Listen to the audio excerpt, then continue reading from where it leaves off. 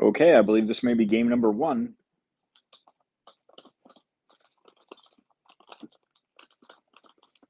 We are in Jakarta, Indonesia. We are at the Universal 9-Ball Open. This could be a practice rack. I'll know soon enough. I kind of think it is at this point, so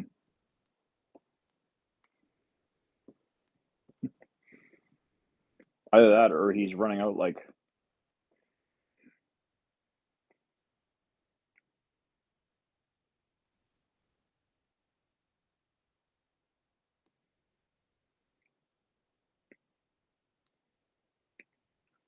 no question it's a practice rack. Okay, we're going to pause it, or at least mute the commentary, and I will be back when the match actually starts.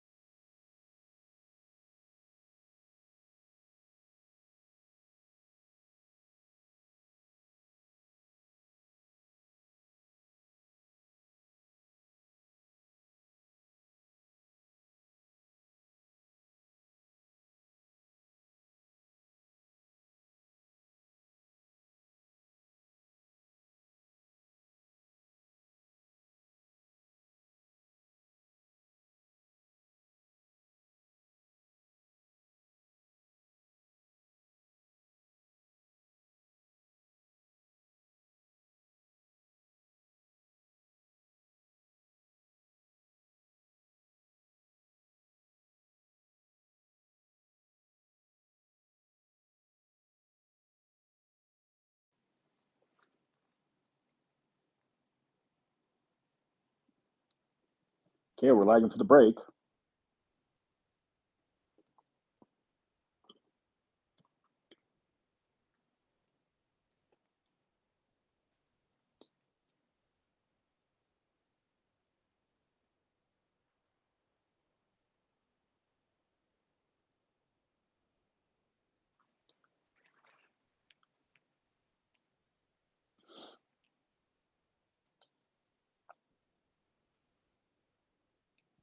In case you're just joining us, we're in Jakarta, Indonesia. We're at the Universal 9-Ball Open. We're in the elimination phase, deep into the tournament here. I'll give you an update on the draw and who's left.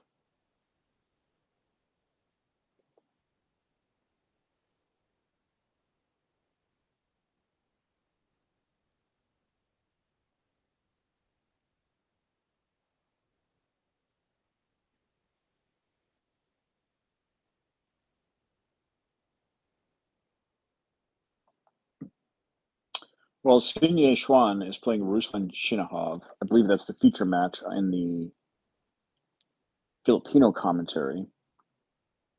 CHANG and Oliver J. Villafert are playing over on, I think, table 11.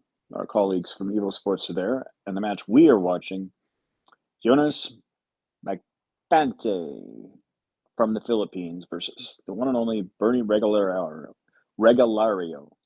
also from the Philippines. This is rack number 1. Bernie, I believe, won the lag.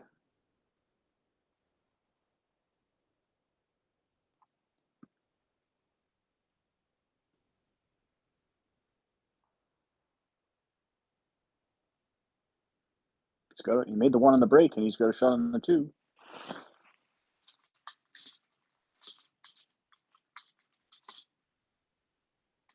You know, he's feeling good. He overdrew this, though, and he's snookered.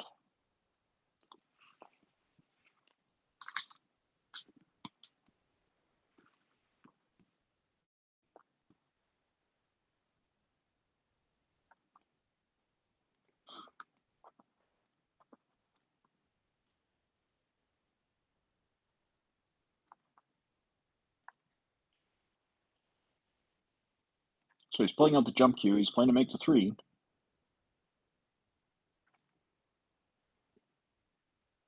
Good shot.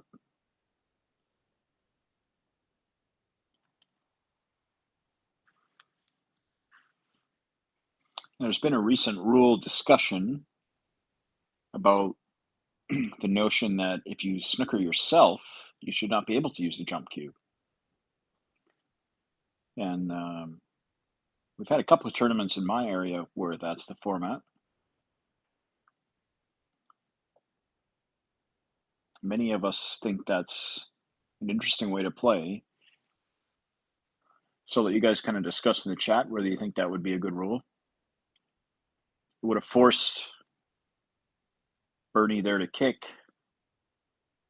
as opposed to having the jump and he made the ball. But I think the point is the jump cues are so good nowadays that they almost need to be reined in. And it's difficult to rein in the technology because it advances so fast. So maybe reining in when they can be used is an effective adjustment. Some people have said, well, you're only allowed like 1 jump per rack or something like that. But I think the notion that you can jump when your opponent snookers you, but not when you snooker yourself, is not a bad middle ground. It'd be interesting to hear from some of you guys what you think.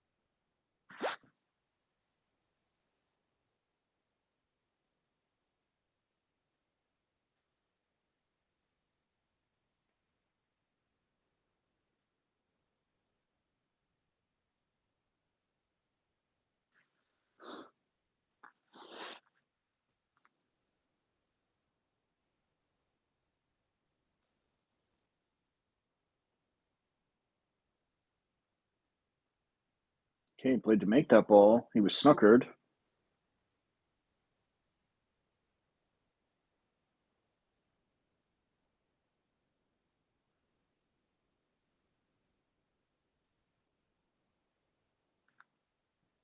I think he's got a clear shot at this 6.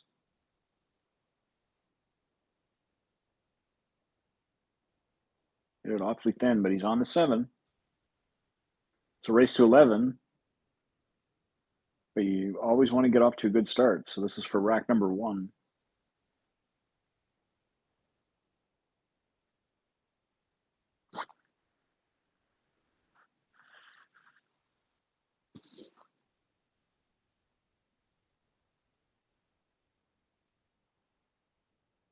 Makes it look easy, huh?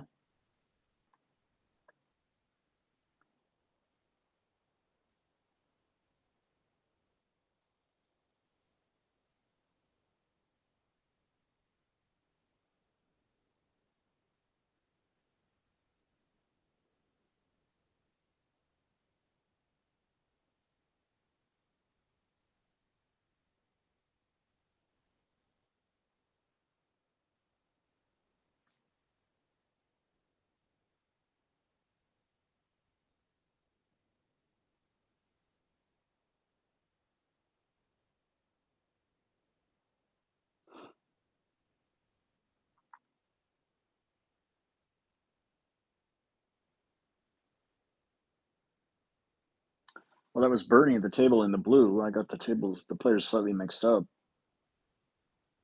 He's a big up-and-coming talent. I call him a little prince. 20 years of age, from the Philippines. Ranked number 18th.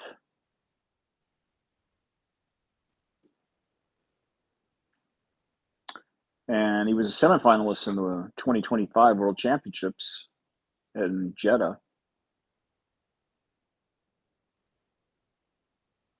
So he's no stranger to the late stages of these tournaments. And he figures to play his game.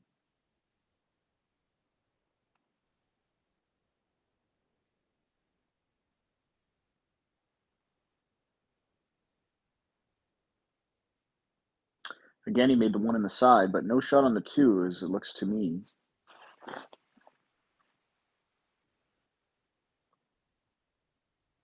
Unless he can somehow sneak by the purple 5 ball. I don't think so. Well, he's eyeing it up. Maybe he can get into it.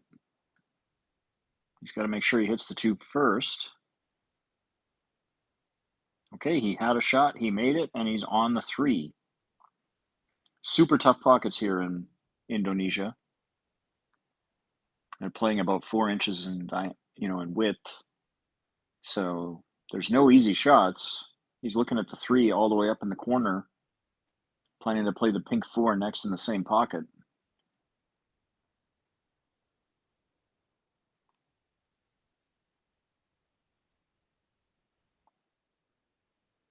Missed it and left it.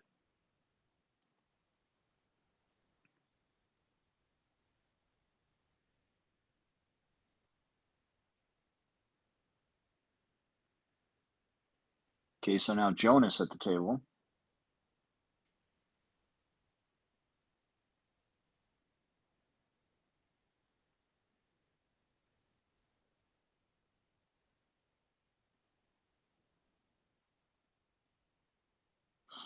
He's another obviously very, very proficient player. He's on the 5 very nicely.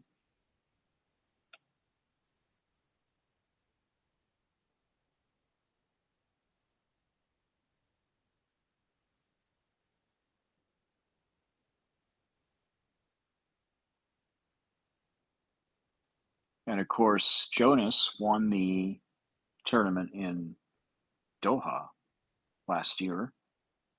Picked up a cool 100 large.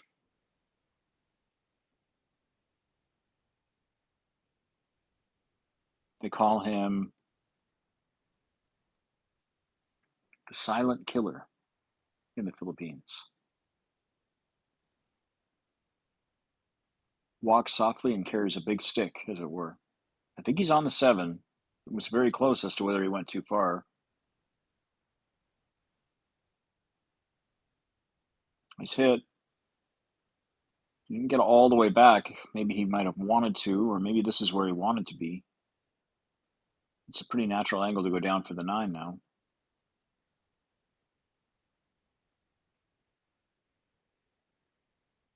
Let's overrun this slightly. I think it's probably worth shooting to the middle pocket.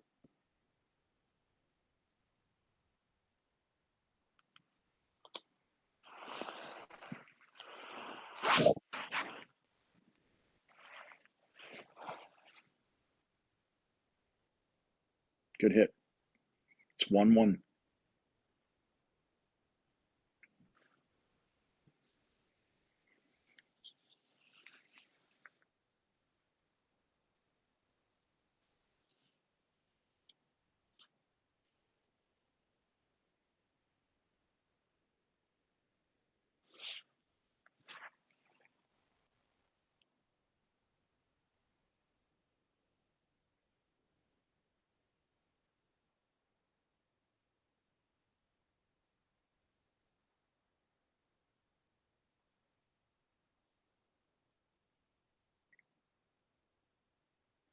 As I alluded to, this tournament started with, I think, 128 players total and down to 6, I believe.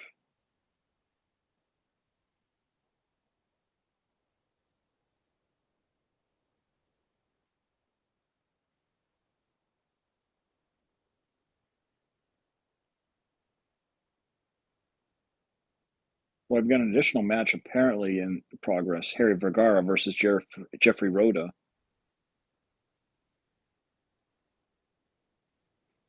So down to 8 players, I guess.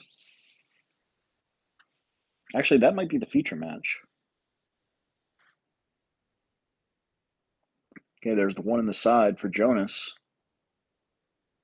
I don't think he has a shot to a pocket for the 2-ball. I mean, it might just sneak by to go in the upper left as we look. But he's got a few safety options, which might be a little more higher percentage.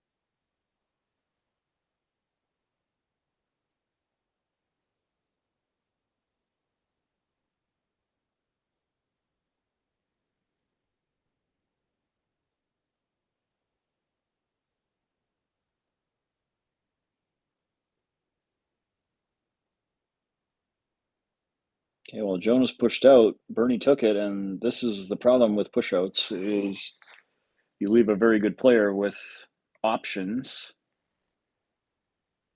and they'll find a way to hurt you. This is not good. Kick on the. He has a sort of a 2-rail kick at the 2, but in my opinion, if he hits it almost anywhere on the left-hand side, he's going in the drink in the lower left.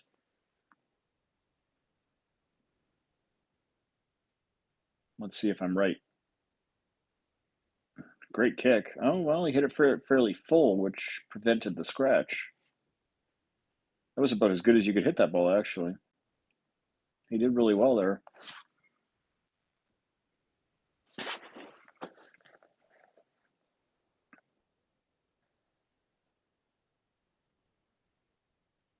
So what do you do here if you're Regalario?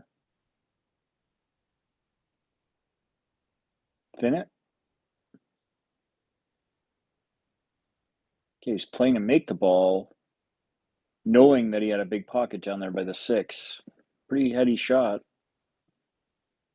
He's got a shot on the 3. I think if he just makes this, he should land on the 4, which is a natural ball.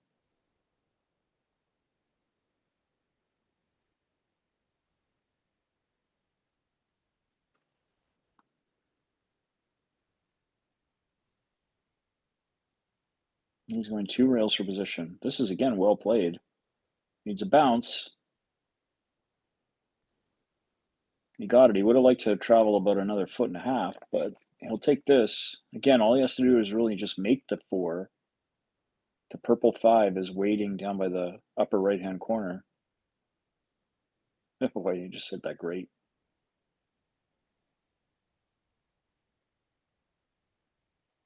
To B21 again.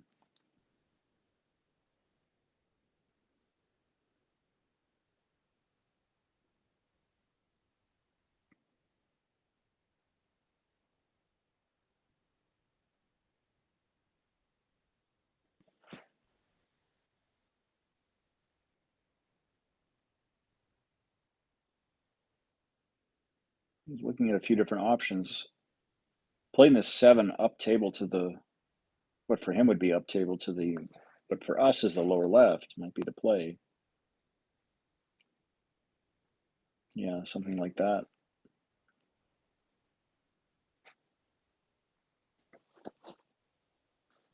Now it's going to be to a blind pocket, so he's going to have to just do his job here and focus.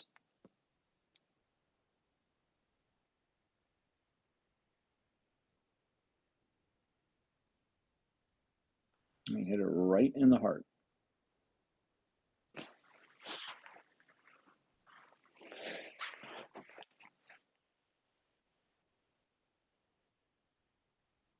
So many good young players from the Philippines. Obviously, Bernie is one of them. AJ is another. But there's probably like 20 other guys who are really the next wave.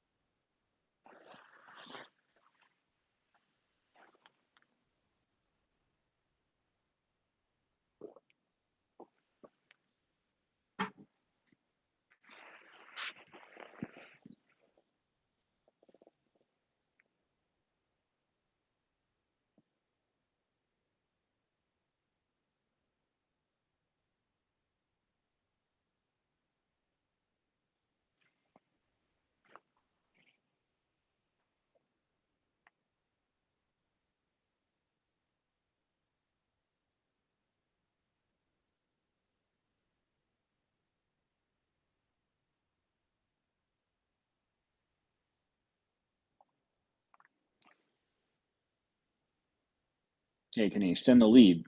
Again, he's playing for the 1 in the left-hand side.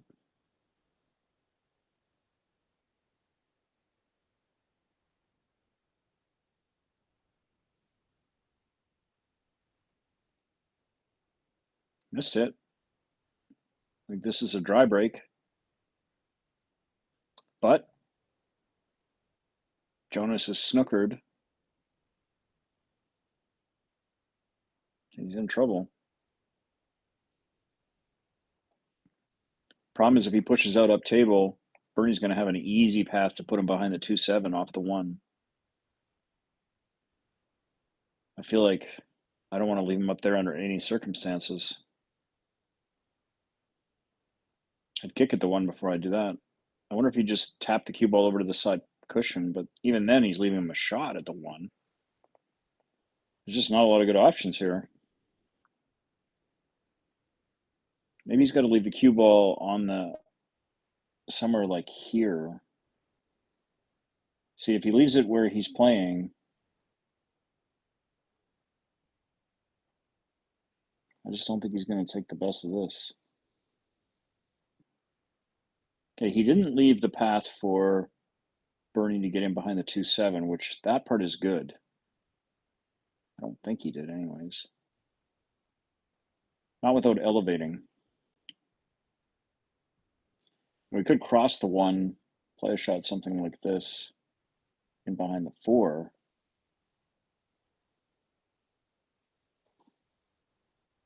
Okay, he played to elevate and try and get in behind that 2-7. He got fortunate actually because a little tick on the 7 held the cue ball. And bottom line, Jonas is in trouble.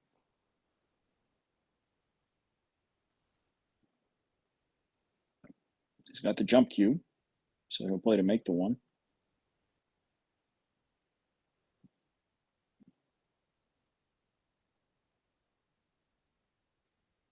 He hit it awfully well, but it didn't go in. Is he going to get a little bit of fortune here and freeze the cue ball? He is.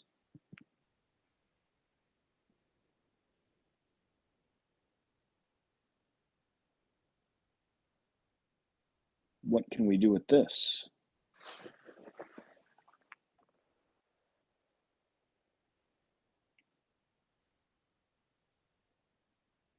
I think maybe thin the one and okay, maybe he's going around and trying to get in behind the balls on the right here. Forward. No, he played the shot that I saw first that I didn't have time to describe, but that's a pretty effective safety.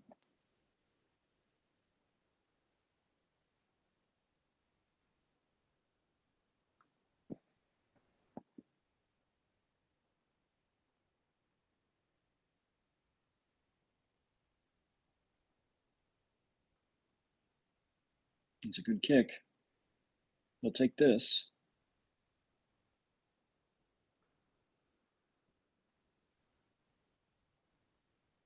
Okay, a little bit of cat and mouse. I don't think that Bernie is fully snookered on the one. I think he can hit an edge, but I could be wrong. Is he looking almost to cut it in? Maybe if he has an edge, then cutting it in might be the play.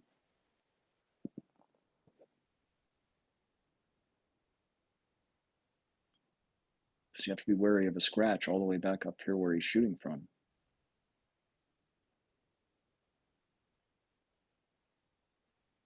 Okay, the one towards the pocket. The cue ball avoided the scratch, but he missed the one. How much did he leave for Jonas to see? He for sure has an edge. If he can hit the ball full, then he can cross it, bank it up table by the 9 ball, and take the cue ball in behind the 3.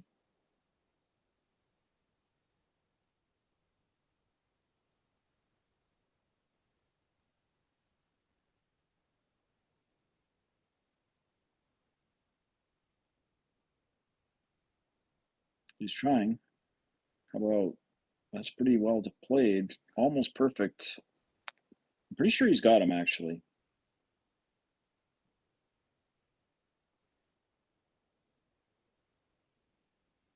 Yeah, that's the look of a man who is snookered. Grabbed his jump cue. He took it with him to the table actually.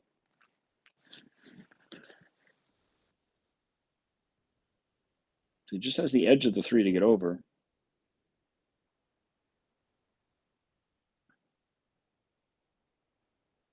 Okay. I mean, that's not what he was playing, but he's not gonna argue with that.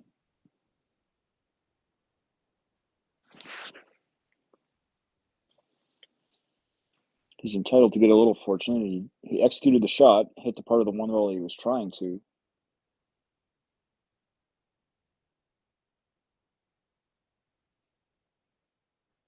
Jonas trying to kick and hit the 1 thick. It's not bad. Might leak out here. Nope, he got it buried. Well, he'll take that result. So both players got a couple of fortuitous rolls.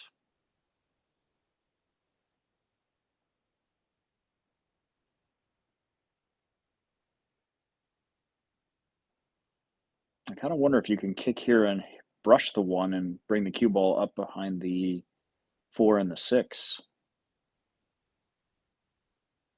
Something like this.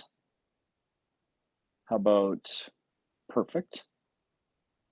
Again, very well executed. Showing that Filipino class when it comes to kicking. This one he's got to play firm, basically play to make the 1, I think. That's what he did. He could use a little bit of luck, and he's going to get it.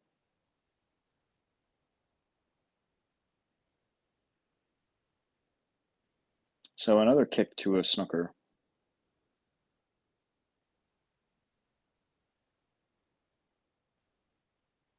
Now what? Well, I guess he can get between the 4 and the 6. Can he just hit the 1, or does he have to kick? He could hit it, played the thin safety. Again, he executed that shot very well.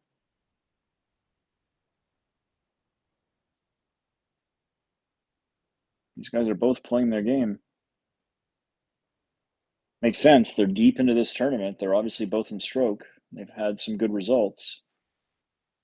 So here's another two-rail kick. Very well executed. I think he hit that one ball almost exactly where he was trying to hit it, and almost exactly the speed he was trying to hit it. And once again, Regalario can go between the 4 and the 6 and hit the backside of the 1. But can he do anything with it? The 9 is blocking a couple logical paths for the 1. Okay, that's pretty darn good, too. Boys are putting on a little show here when it comes to the kicking.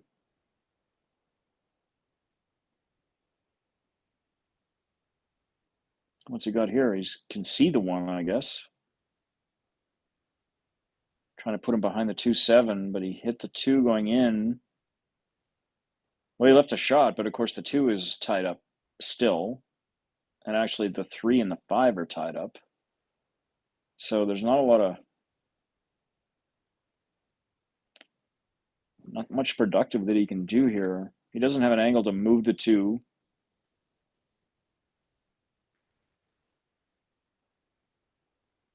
You could do something crazy like shoot at the 1-9 combo.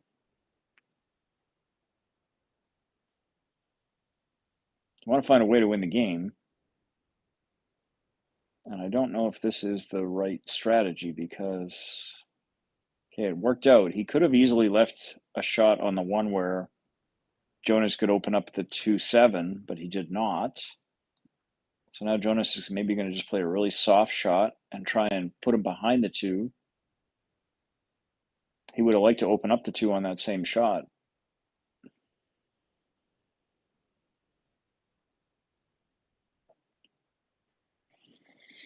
So now we're going to see another kick. I believe he'll play at 2 rails.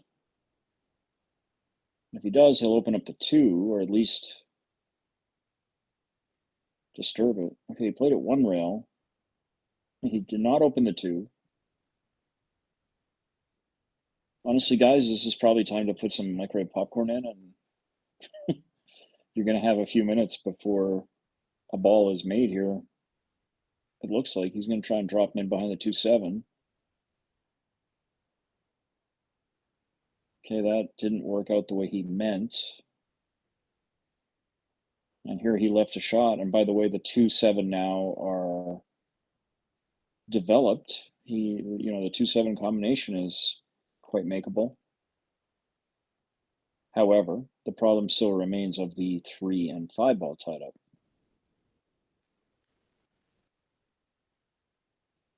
So a good shot there to make the 1. Honestly, he could actually play the 2-7 combo and try and bring the cue ball across and just lightly bump the 3 ball and hopefully tear it away from the 5. The 2 should stay more or less by the 7. That's what he played. Well, it was really, really well played, but he didn't get the 3 open. Now, the advantage of playing it the way he did is he gets another crack at it here. Can play pretty much the same shot. Make the 2, bring the cue ball back into the 3-4, or 3-5, sorry.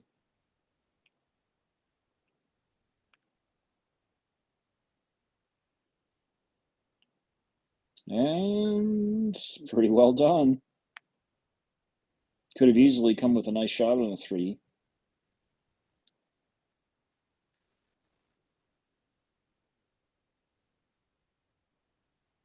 He doesn't have a straight in shot, but he's definitely got a bank to the upper left.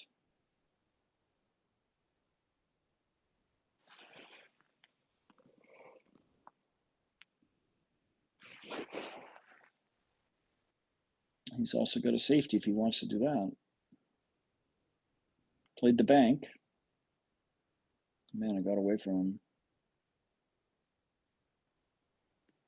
Well, he was playing that if it came in short, it would be safe, but it ended up, he hit it too hard. It went over the pocket. So the bonus opportunity for Jonas. Rail first. Cue ball comes out, 2 natural rails.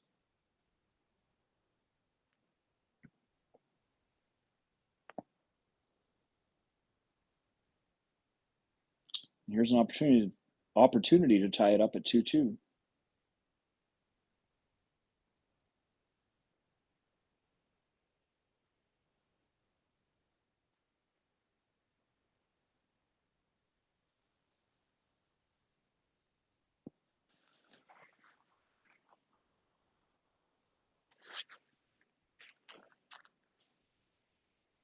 I don't know that I'm the official anything. I hope you guys are enjoying it.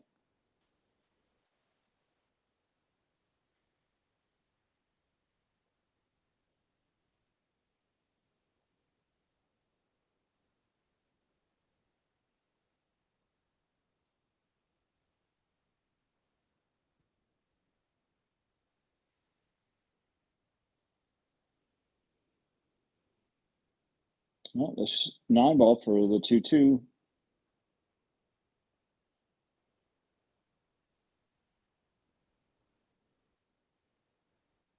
Very interesting rack. Very well played by both players, frankly. A lot of great kicking, a lot of good safety. Very intelligent play each time they were in trouble.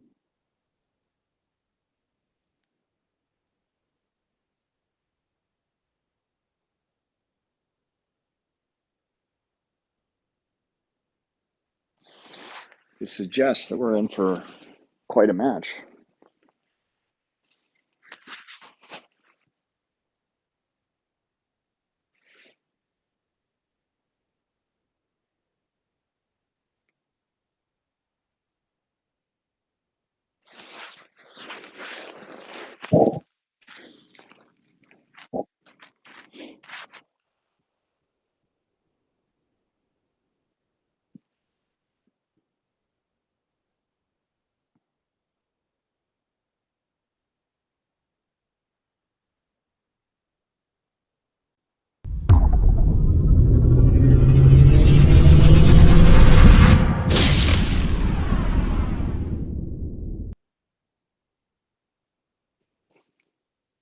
Okay, game number 5, Jonas to break.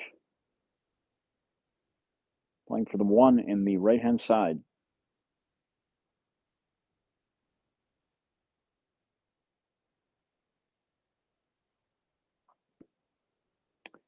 He made it, but I don't think he got a shot on the 2. Maybe he did, actually. Super thin cut.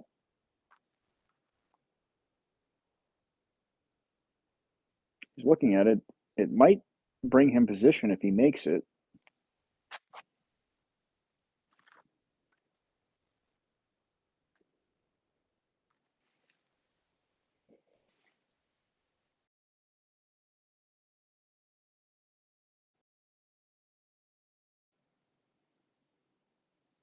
Okay, he pushed out.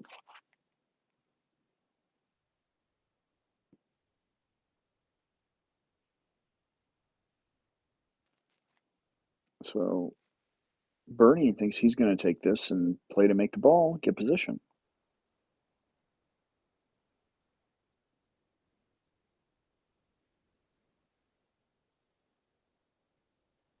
Overcut it, but he got a roll. I think he got a roll.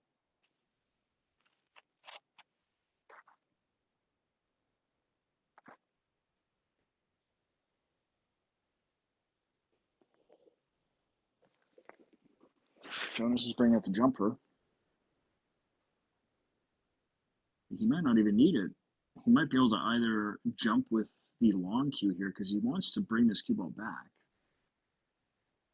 He's definitely jumping. This is his break cue, I think.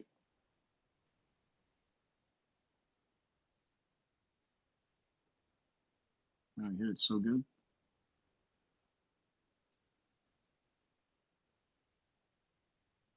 He almost hit it too good. He would have liked to come back to the left of the 8. But now that he's on the right of the 8, he could play maybe a slow drag shot, play the cut. Cue ball should clear the 5 ball and head towards the 4 on the left-hand side.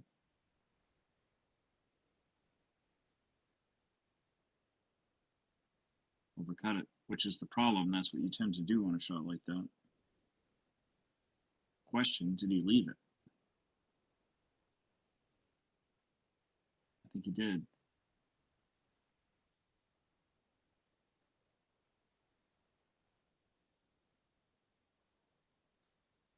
And a similar stroke, the low drag to.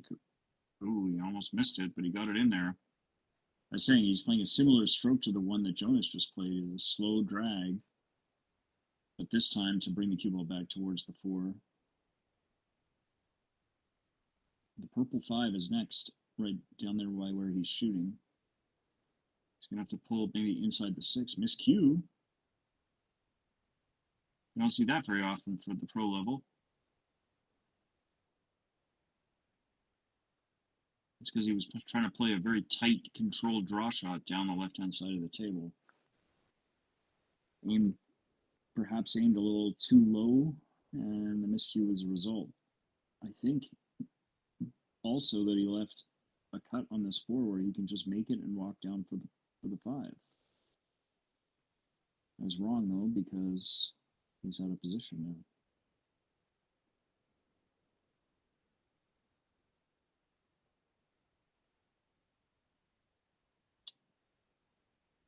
I don't think Jonas loves using the bridge. If he did, he could maybe stun in behind the 9, but now he's going to thin it. He's going to cross it and use the 7 as the blocker. Nope, he's going all the way up table. Well, actually, not all the way, using the 6 as the blocker. I don't hate that choice. He kind of waved around like he was upset. Maybe he left the 4-9 combo on a kick.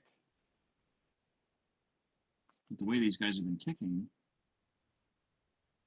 that might be almost as bad as leaving it a direct hit. Let's see.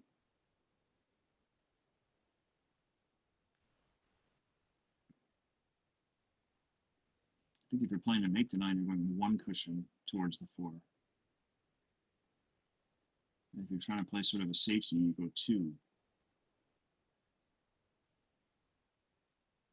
Okay. Oh, boy, he hit it so well. I thought for sure he made it. Man, this is some major league stuff.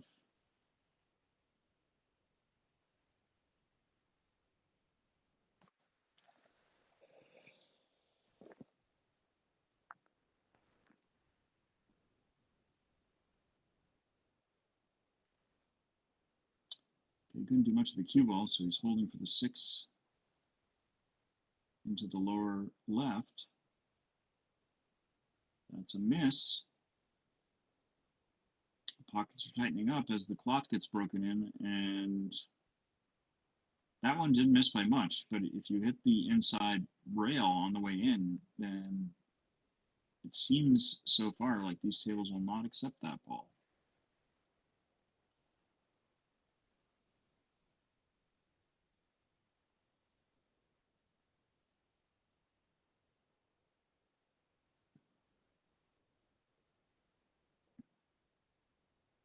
Well, I think he's got a problem.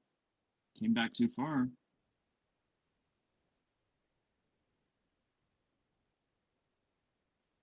Either the 9 is in his way or the corner pocket is in his way for where the cue ball is going.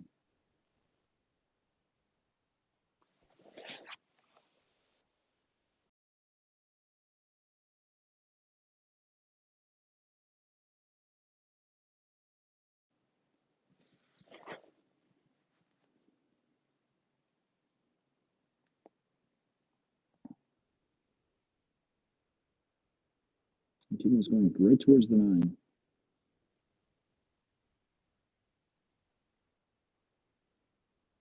Yep, there wasn't much he could do. He focused on making the 7, which I guess is the wise way to play it. Like I said, there wasn't much he could do from where his cue ball was. So just take your punishment. Make this long 8 ball. In the game.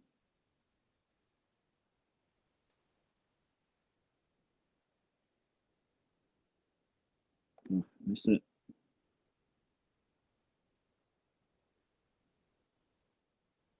Again, it's a tight pocket.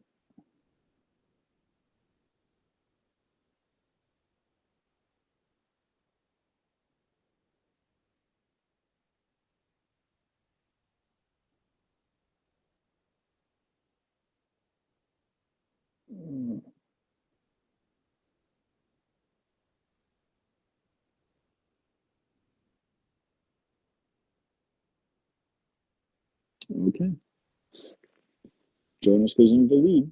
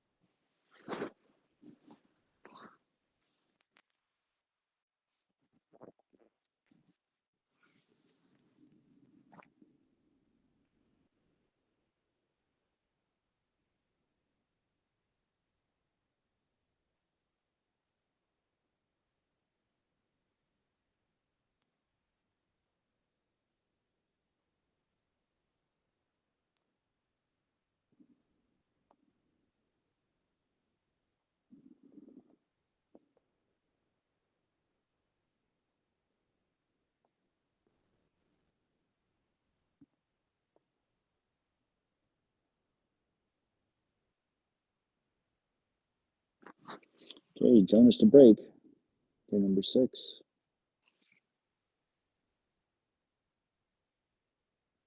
Made the 1 on the side. I believe he also made the 2 ball, so he's looking at the 3. This is very nicely situated.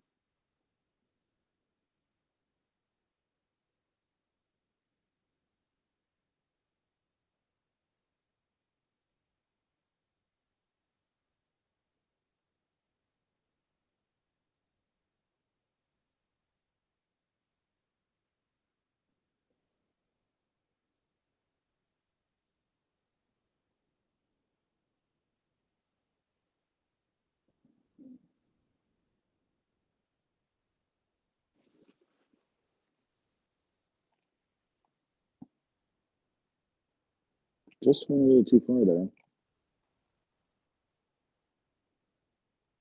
Okay, it's well handled. Went a little too far, though, again. 7's over the pocket, though, so it shouldn't be a problem.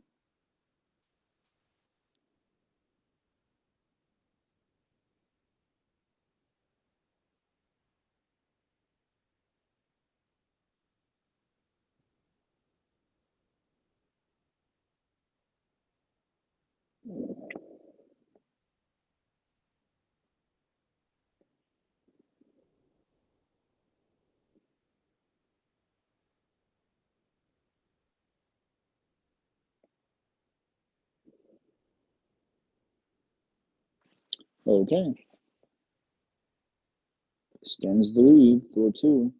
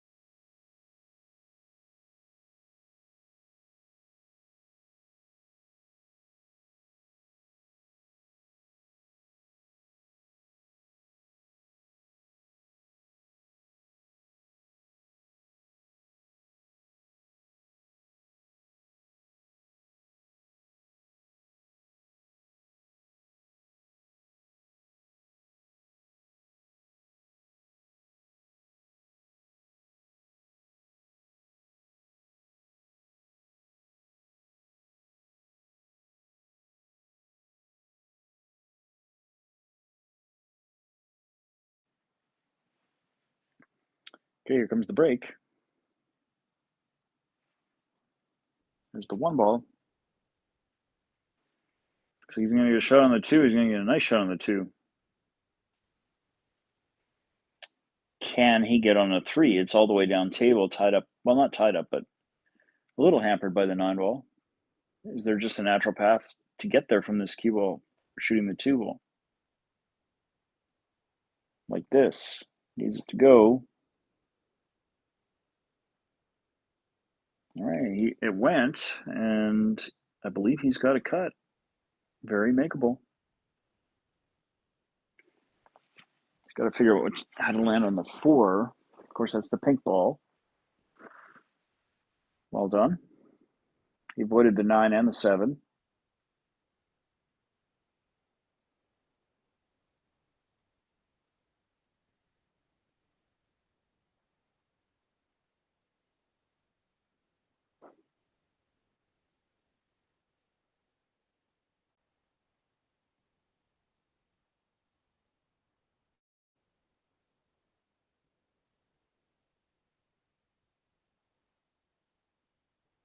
Okay, good shot.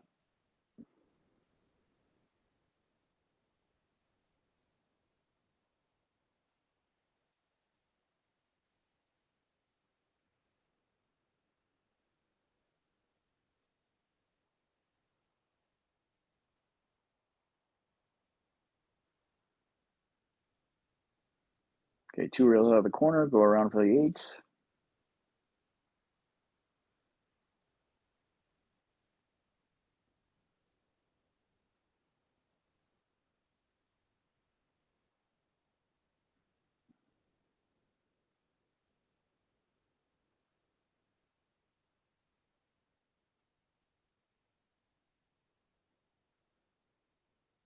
Yeah,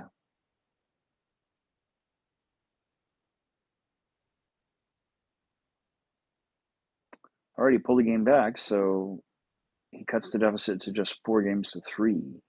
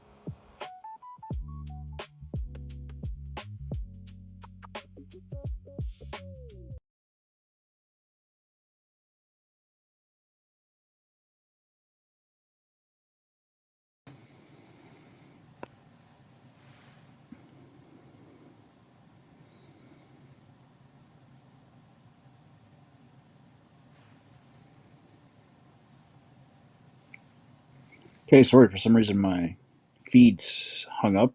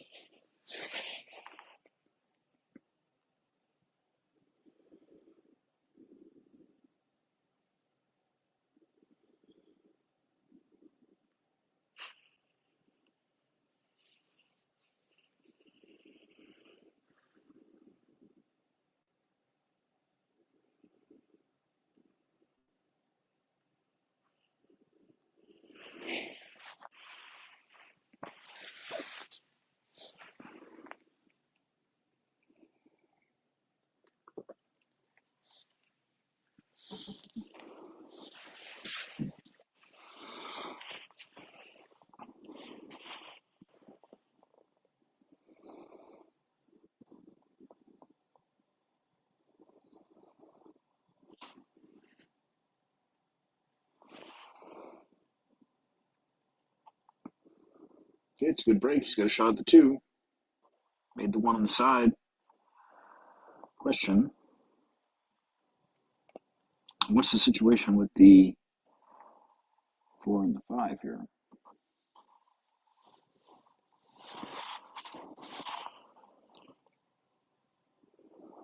Does he risk bumping them? No. Does the 4 pass the 8, maybe?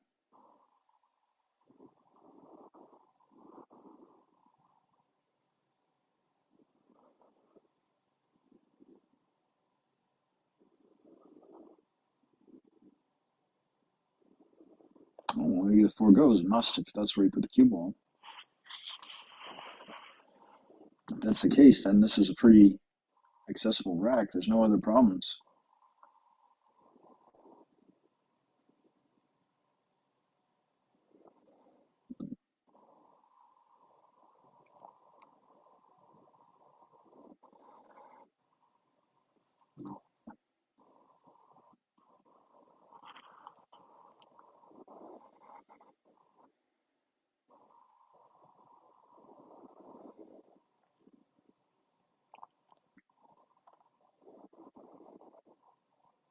So he'll probably go 2 rails towards the 7. Center of the table would be fine on this 7 ball.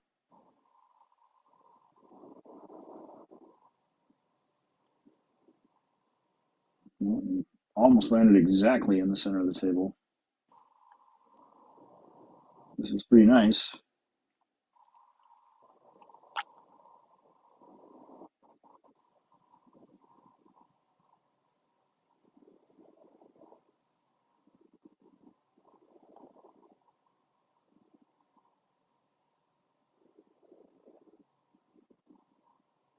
Okay, very nice again. Perfect on the 9, and pulls the game back to end up at 7-6.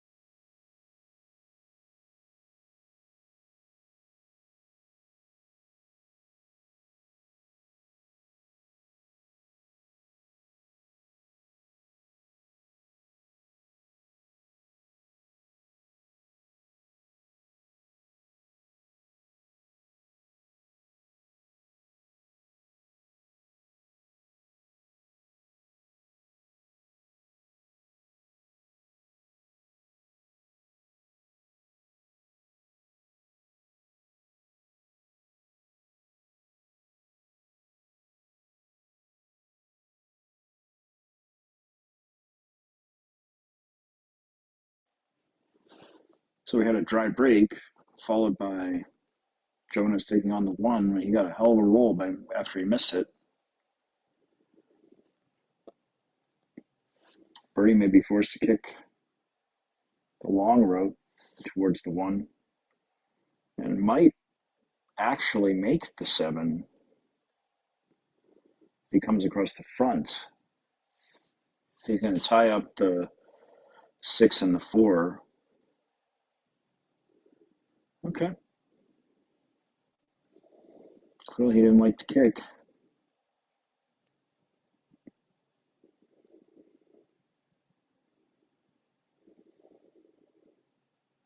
The problem is, well, what's the plan here? Just to brush it, and it's a heck of a safety if he does it like this. Okay, this is nasty. He does have a kick, though. That would be off this rail.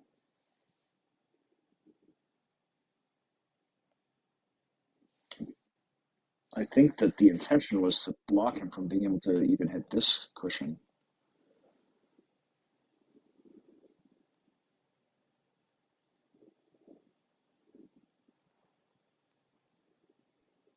It was so good.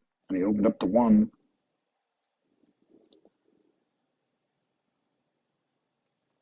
Lindsay's on 2 fouls, by the way. So Jonas right away goes and takes a look at what he can do with this 4 ball. He can play the 1, 2, 3, and then play position to be sort of straight across from the 4 and bank it 3 rails out of there and stick him to the 6. That might be the way to go here.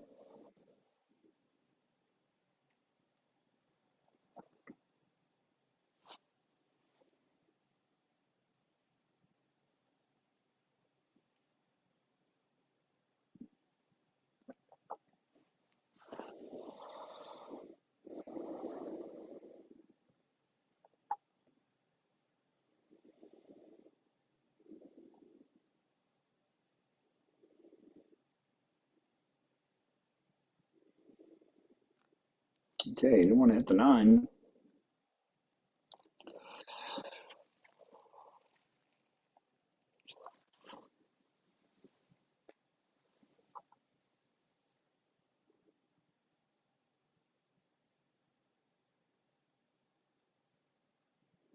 So play to billiard the 9, make it.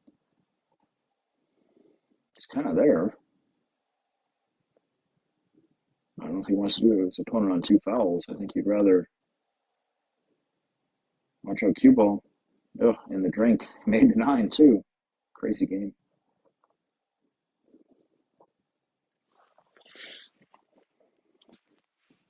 But that turns things over, and now it's Bernie with a chance to put Jonas in jail here.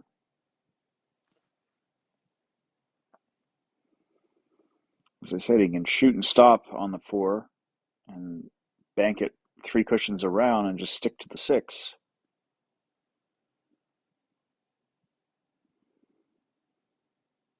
I don't know, does he think he can make this somehow? Because he was just looking at where the 5 would be if he makes the 4. Well, why not just send it around the table and stick him to the 6?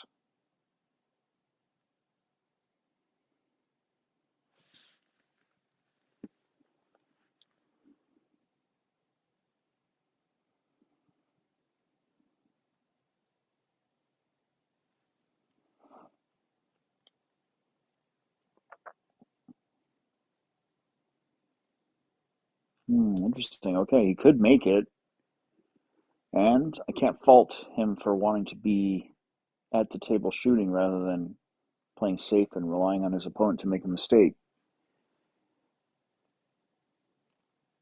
At this level, you'd rather be the guy in control of your own destiny. It's a big shot here on the 5. Missed it.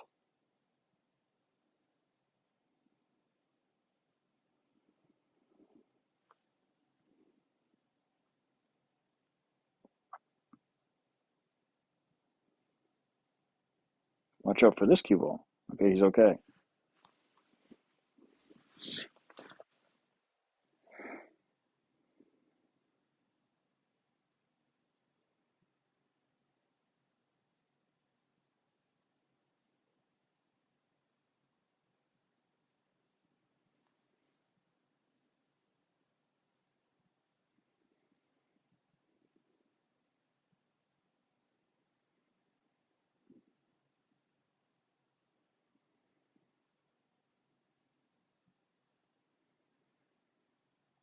Okay, we're racing to 11, so Jonas is going to go 8-6 up.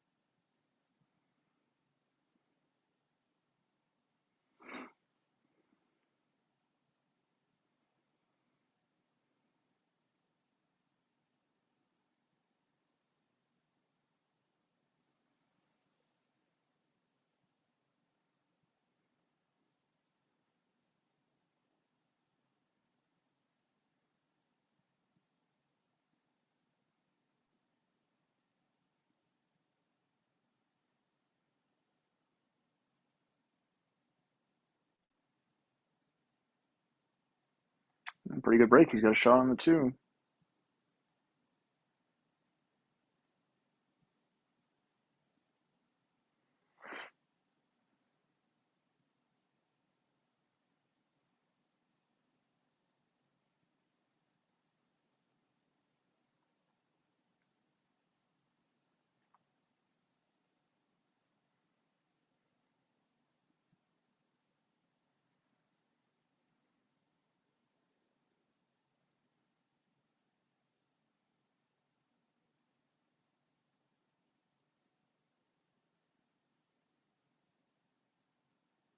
Keeps the cue ball to slow up.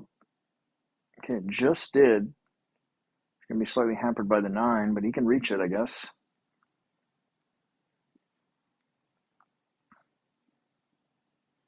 6 is next, so he's pretty good shape here.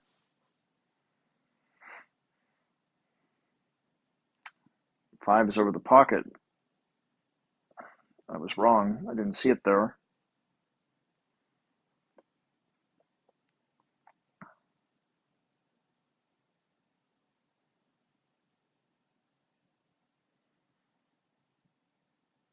Which, did he go too far? He sure did. He was feeling good. He let a little stroke out and overhit it. He's going to be forced to play safe here.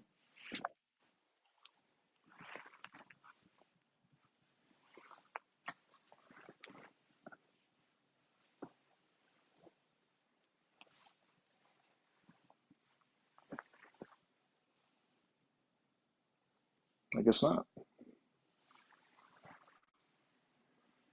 Fooled me a couple times.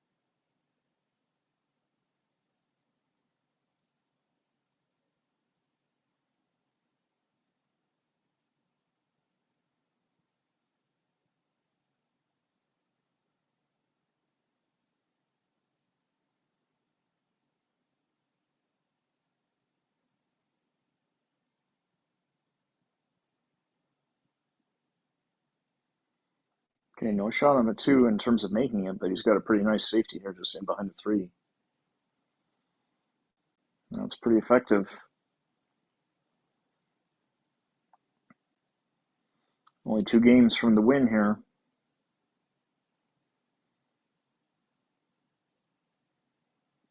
Does Bernie have, I don't know if he has a 2-rail kick. The 6 is kind of in the way.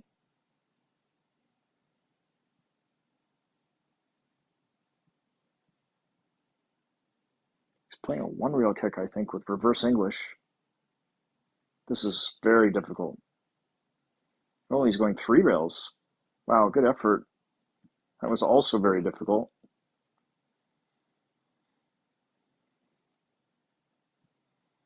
But, you know, it was a really good safety, so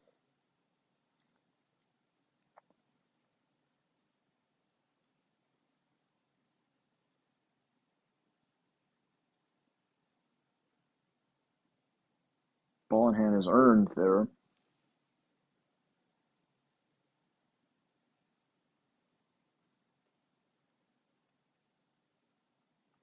I do not think that the 5 is tied up. I think it passes the 6 into the upper right, so it's a great opportunity to get on the hill.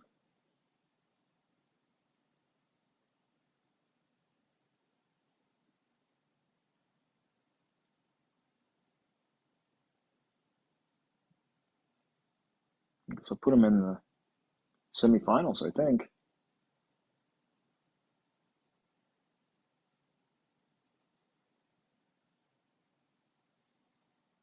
It's well earned. He's played a really nice set this match.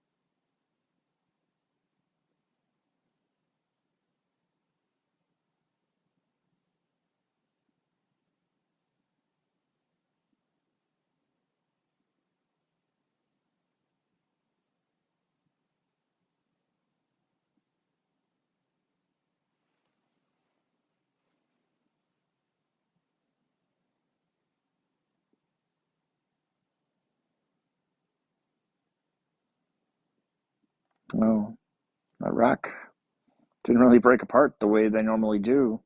I think he must have hit it a lot thinner than he meant to.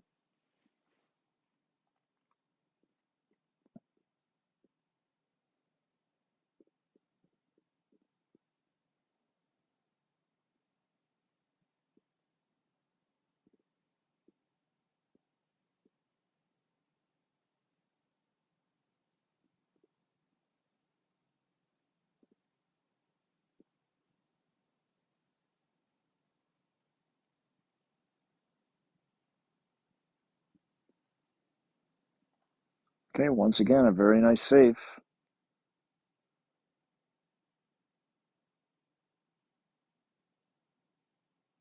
How do we play the kick here? Maybe the zigzag?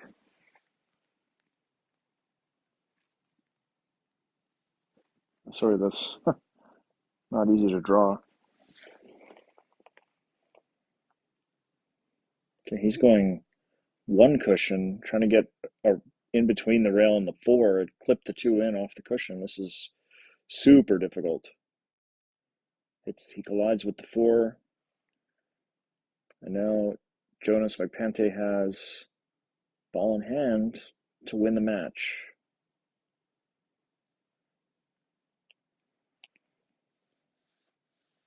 Got a couple hurdles here. First of all, get on the three, then up table for the four, then back down table for the purple five. And the six is also awkward. I think it only goes, it doesn't go to either of the upper corner pockets. So this isn't going to be easy.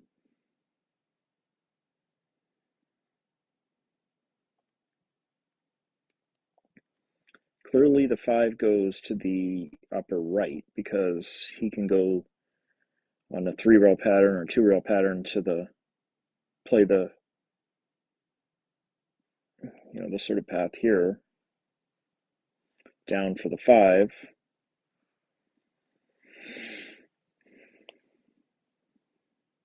But then the six is the next problem. If he can land straight on the five, that would be okay. He's not going to do that. He's going down a little too far.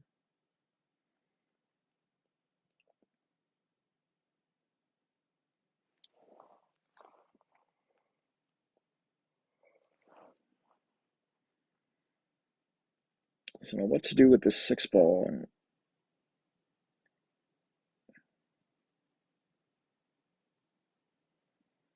to play safe, actually. It's not absurd. Okay, he went for it. And he actually does have a shot on the six on the side.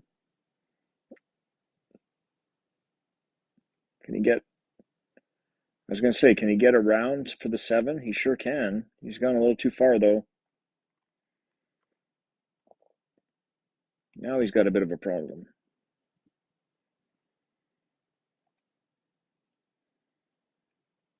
The problem is the cue ball wants to hit the nine. And I don't think he can draw away from it and do anything productive. He could just bunt it to the rail and hook him with the nine. Nope, he's going for it. Oh boy, what a good shot. How about perfect? He's on the eight, almost perfect. And this eight and nine, and Jonas is going to run out an 11-6 winner and go into the semifinals of the Universal Open in Jakarta, Indonesia on the World 9-Ball Tour. Just the nine needed, and he is out. Good match, well played, very well played. And that is it for this particular stream. I'm going to call it a night. I hope everybody enjoyed things. There's other matches in progress that you can catch on YouTube. And you can watch them live or you can wait and watch them tomorrow. It's great. So we're signing off from Indonesia.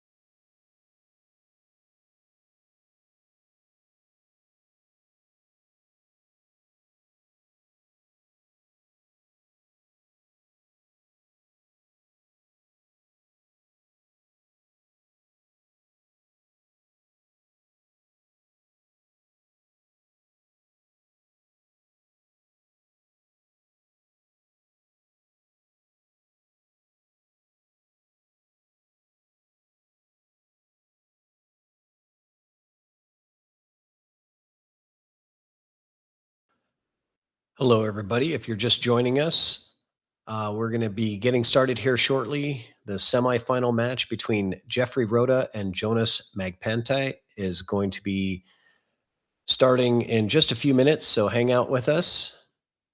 On the feature table, the TV table, we're still waiting for the winner of RUSLAN versus Sun Yi. It's tied 9-9 in that match. Chang Yi defeated Oliver J. Villafuente in the quarterfinal round, 11-7. So he has moved on. That will be on the featured TV table on the Vulcan Sports YouTube channel. This match here will be Jeffrey Rhoda versus Jonas MAGPANTAY. Hang out with us. We'll be starting this match shortly.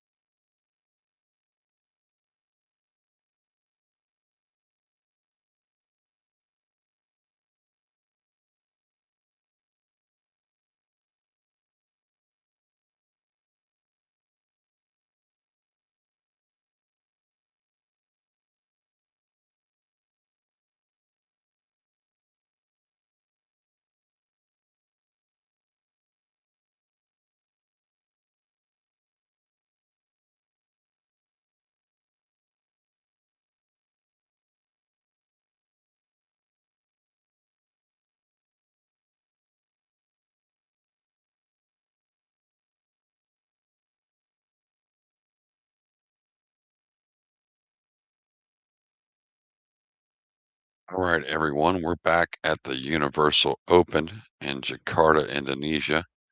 We're down to the final four players. Our match, excuse me, here on table 9 is RUSLAN CHINAHOV on the right against CHANG Yi on the left.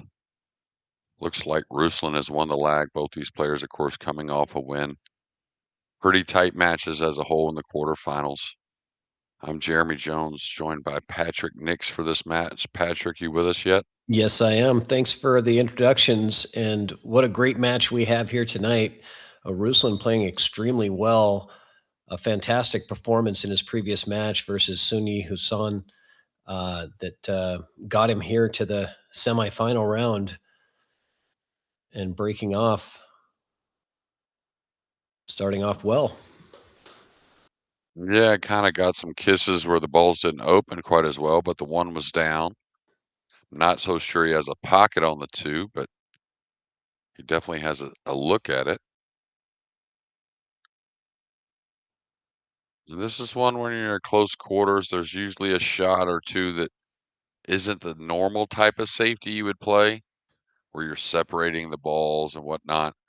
Like he may be able to control this enough to put the 2 behind the 8 here and just kind of go one rail behind the purple, just because he's in such close quarters.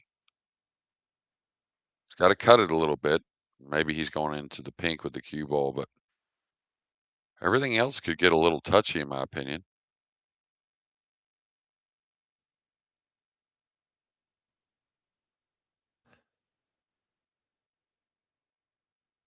He's looking at something else. He's hitting a low ball. Well, He fluked a ball in, but he's going to have to kick his way out of this one. 2 rails into the 2. you would think so. I think he thought he was going to play the 2 off the 5, was it? And then off the rail, off the 8, kind of like it was a ricochet, a couple of ricochets on the 2, but just Yeah, holding position for the 3. trying the pinball move. Yeah, that shot, it's so easy to feel like you underhit that kick shot right there. Of course, you're always playing at the speed to where, you feel like maybe if you make it or have a better chance of making it, but as far as getting a backdoor safety, that light speed just doesn't give you much.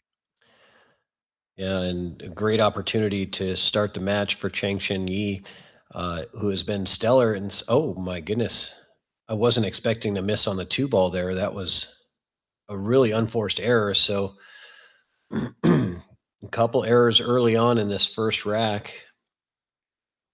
I didn't think he was snookered here. I thought he could go rail first pretty easily.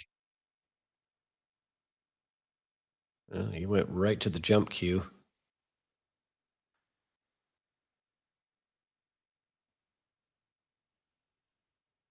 Beautiful. Well executed, using the 4 to come in and stop the cue ball in perfect shape. Yeah, and before Ruslan took a little time away from the game, and when he was, a little bit younger, and of course he's not as old as you would think. I wouldn't know right off the top of my head, but maybe 35, 36. Um, but he really didn't have many weaknesses besides, you know, and for no given reason, just sometimes not playing his best pool down towards some of the bigger matches towards the end of the tournament. Mm-hmm. I mean, he just steamroll through to whatever it may be, the final 16 or the final 8, and not necessarily played terrible by any means, but just not quite look the guy he was the first few rounds. And of course, Yeah. that's when you're young and you're still learning and whatnot. And Ruslan I is really, 34 now. yeah, I knew he was, just being about 3 years away from the game, not playing a whole lot. Some may think he's a little older than what he really is. He's always worn that wristband on the right hand there in the back. Yeah, what's Couldn't that tell you about? why. Well, I couldn't tell you why exactly. I actually know him pretty well. Spent a lot of time with him. We went to Russia a few times with Team America and just always genuinely liked Ruslan a lot. So tried to always have conversations with him and whatnot, but just a true talent. And we have these drills that we use, in the Moscone training. A lot of them are pretty known, but we always talk about who does the best at them. And I tell you, Ruslan owns all the records. It seems like Is that right? on like the yo-yo and just the wing shots and just different ones that are very difficult. And the records he owns with them is just incredible. I don't know if you know some of those drills or not, but I do. uh, Yeah, I do practice some of those drills. So, are you telling me that for Moscone Cup prep, you have records and competitions in the drill practice sessions? I'm curious to hear more about that. well, yeah, you're gonna shoot drills during training, and if you're on a run, it's almost like anything else. You just try and see how far you can go, but just on his own as well, he's done some amazing things as far as those drills and the numbers he can accumulate. So And, just a highly skilled individual on the pool table.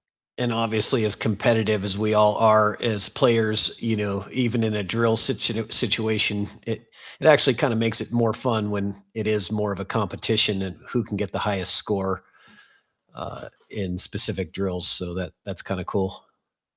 Yeah, yeah, lends towards um, a little lip here and there for a better lack of a better word, but a little, trash talking, you might say, Sure. between the Yeah. guys, so which is always good. Sure. Yeah. Builds the chemistry in the team and keeps the competitive juices flowing for sure.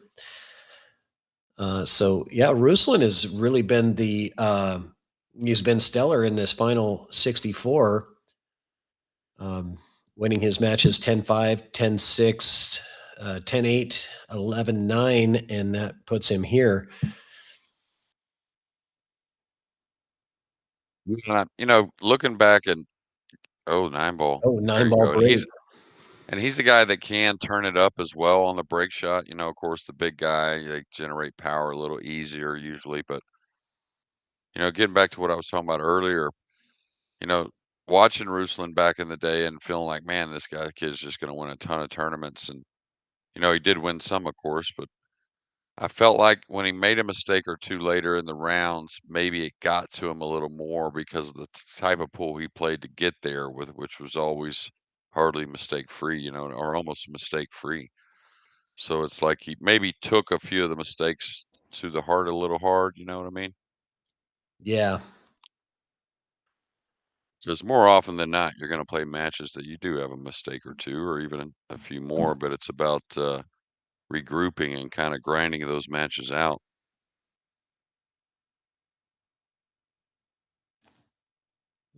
Quick one there in rack two, a golden break. Yeah. I I'm not really a fan of the golden break. I feel like I want to watch the rack play out. I mean, I understand it is part of it. It's nine ball. I get that. But I always want to see the rack be played out when you got two great players on the table. Uh,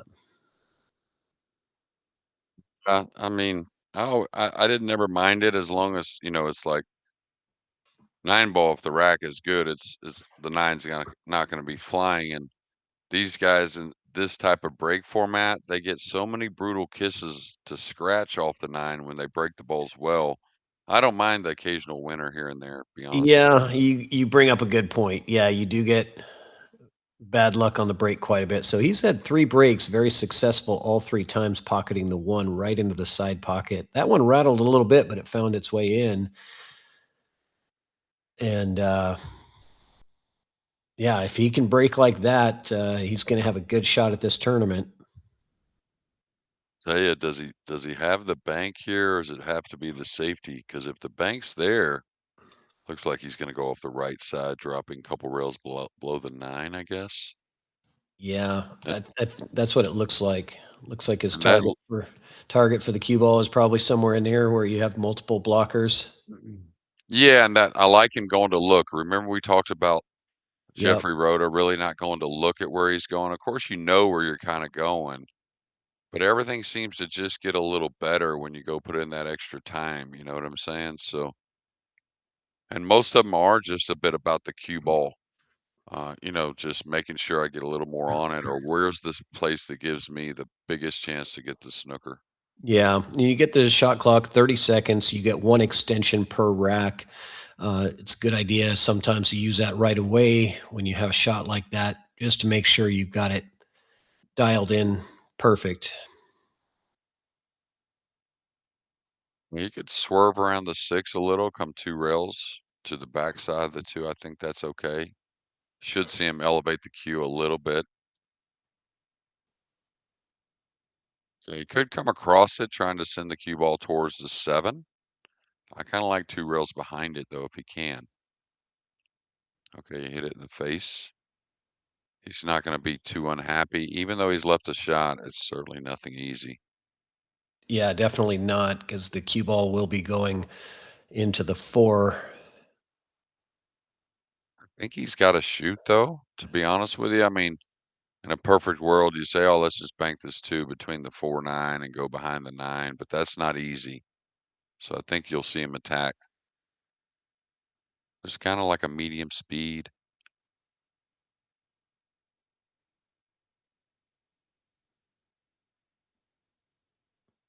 I tried to go that route, and I thought the safety was just as tough as the shot myself. Yeah. Yeah, I was thinking the same thing. Is if the safety is as tough as the shot, then it always makes sense to go for the shot, because you can still get safe if you miss the shot sometimes. Rarely fluke a ball in on a safety that you end up liking, you know what I mean? Right. Yeah. Mhm. Usually, it's quite the opposite. When you make a ball trying to play safe, you're actually stitching yourself up, usually anyways. Alright, he's gonna go to the air. I think if the 2 was a little further towards the middle diamond, he may kick long rail off the bottom cushion, you know, Yeah, I think he's probably coming full into this 2 ball to try to hold the cue ball. or even bring it back a pitch like that, yeah. Just like that. Yes. Perfect. Well done. That 2 ball is going to run though a little bit. I But think it's he's a little okay as bit a of, yeah. kinda what we saw earlier after the opening safety, except for the 2s on the cushion, except for a little bit up. Really not much of an option here. He's just gotta go by the 6. I think Try to he's got catch a it as maybe thin as he can.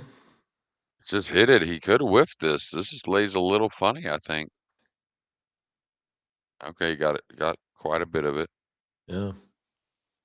That worked Now out. Ruslan. And the thing is, when you play a few safeties, you don't end up with a shot. Sometimes it makes you want to shoot at something. That's not the case here. He's going to play safe again. Go up by the 3 with the cue ball, maybe. Or he went all behind the 9. I didn't realize he could do that. Nice shot.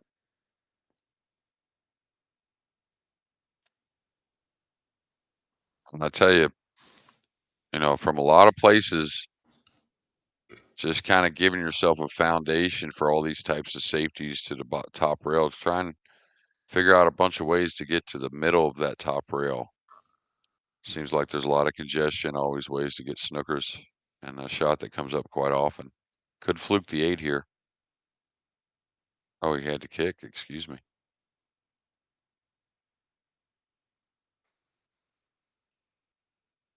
Well, Ruslan, Patience is a virtue, right? yeah, exactly. He's grinded his way to this point and gotten himself an opportunity.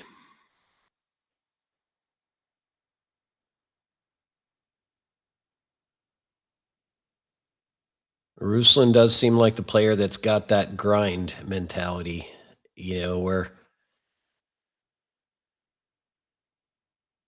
seems like a guy that's just really tough to beat when he's on. And like you said, Yeah, well, I think when you're a younger player and so talented, sometimes you uh cannot maybe respect the game as much at times. And I think once that falls in line, I think, you become a more complete player which takes time, but also having the drive. Like I said, he took some time off, a good 2 to 3 years at least, and to come back and to play as well as he's playing, that means he's wanting it, he's putting time in, and he's, conscious of what he's doing, so Yeah. again, just a supernatural, kinda talented player. Moves the ball easy, no extra really moving parts in the stroke.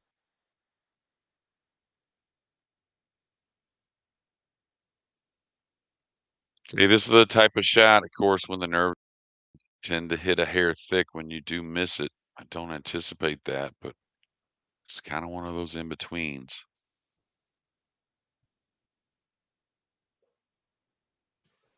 Just enough.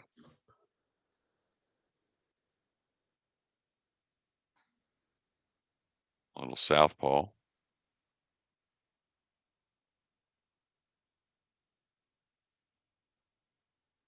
Yep. He's good with the opposite hand also.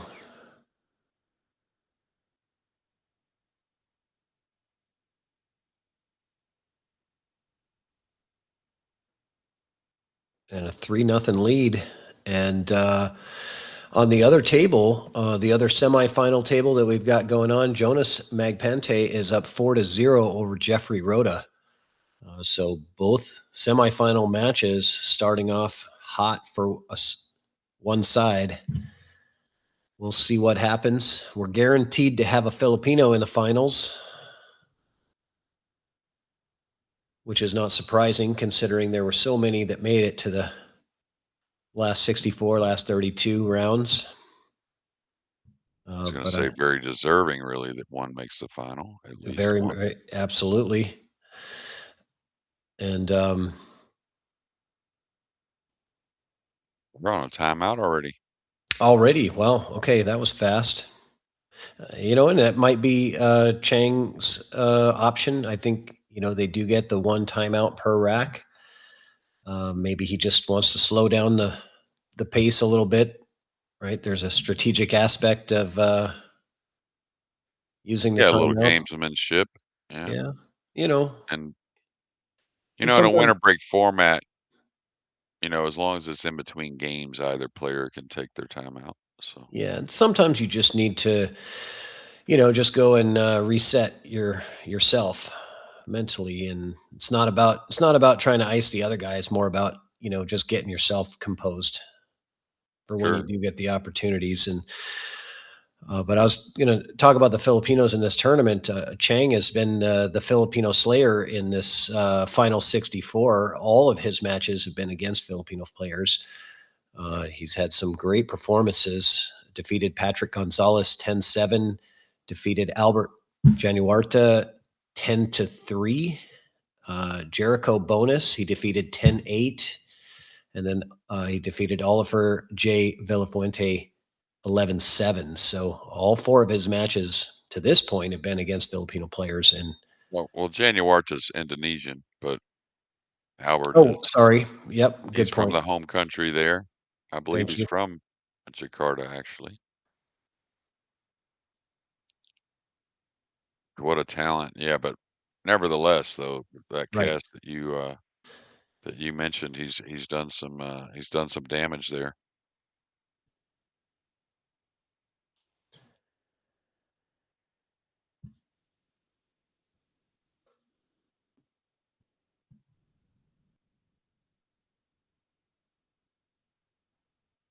And while the players are on a timeout, I'll take my timeout break as well. I'll be right back.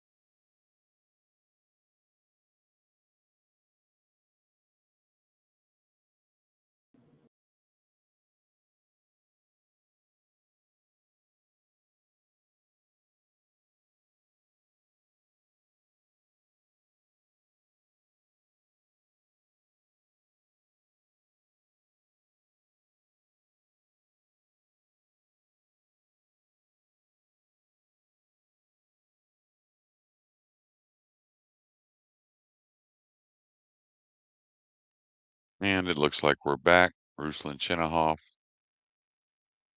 Really good stuff. Fairly flawless so far, really. Sheng missed that one ball in game number 1 it was. And some nice safeties from RUSLAN to take control. Don't think he got one down there. The one's going to be shootable, but very difficult to gain position on the blue too. So Chang's got to make a decision here. You don't want to make a nice shot and get trapped on the 2. You don't want to go for some low percentage, especially awkward queuing. So I think I may look at a safety if I can run the cue ball off his right side of the 1, hit before the 8, and then spin a couple rails up behind the 2-9. I think it lays fairly natural.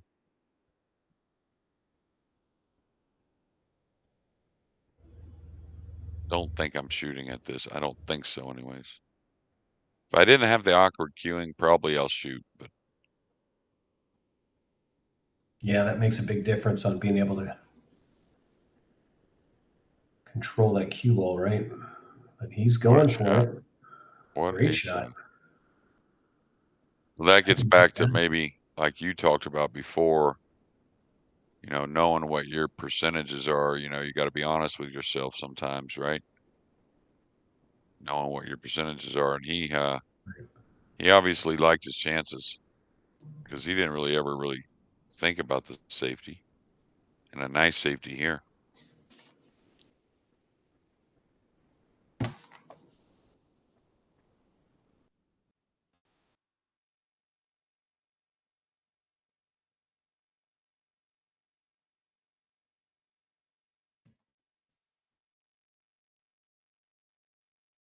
It's tough. I mean, he can go one rail across by the 6.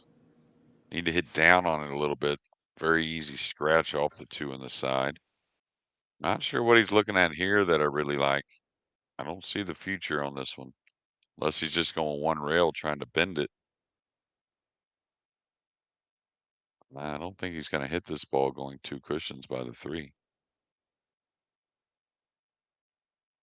Yeah, that was very small route. I thought very, small margin for error on that kick shot. Yeah, so Chang with a good opportunity, down 3-0, ball in hand here. Nothing really that's a challenge other than getting to the 8 ball, being close to the bottom rail down there. Does the 5 play past the 9? I think it does. Looks like by the way he played that shot there, I'm guessing the 5 does play by the 9. Yes, it does. I think I have seen Chang play. Actually, now looking at him again, I think I definitely have, and maybe Hanoi, possibly, and then maybe the Philippine Open last year. Because I remember now his kind of mannerisms with the pre-strokes and a few things, very much like Ko Ping Yi. Very similar.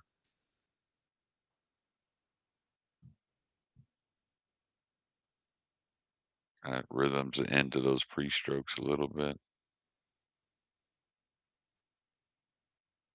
And he's got to be a little aware of what he's doing here. Don't get over the 9. Don't get straight.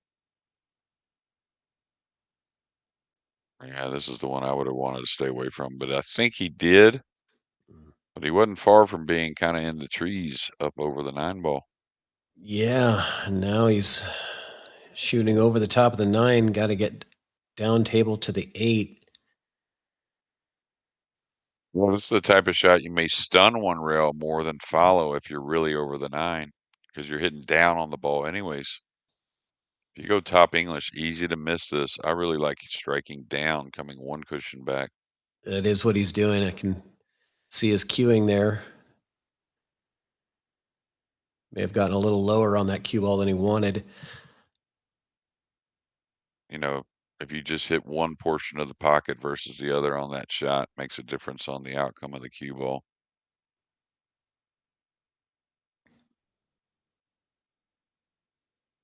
Pretty natural up and down, though.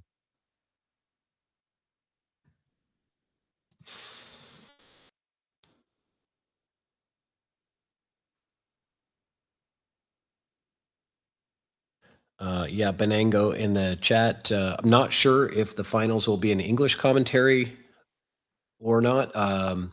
Fulton Sports is handling the feature table that the finals will be on. So I'm not sure who they have lined up in house for that commentary, but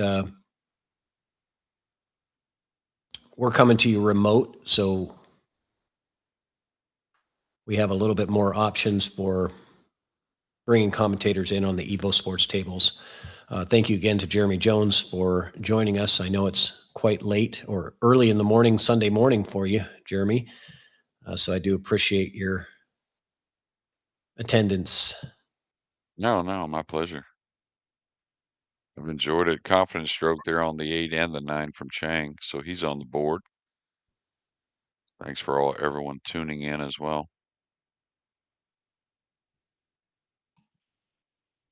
So much pool for people to watch these days. Of course, these are some of the best in the world, so it's easy to tune in there, but always appreciate when you get any of the fans tuning into your broadcast, no matter who you are.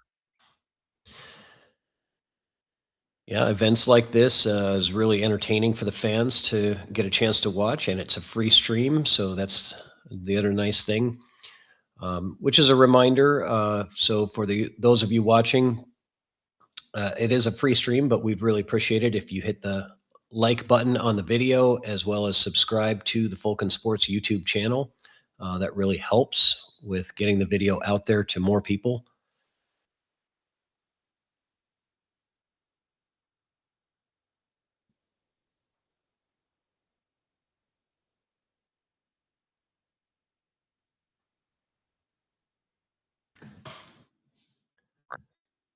First look. I think it's our first look at Chang's break, correct? Yeah, I believe so. Yeah, I believe Ruslan has had all of the breaks up until this point.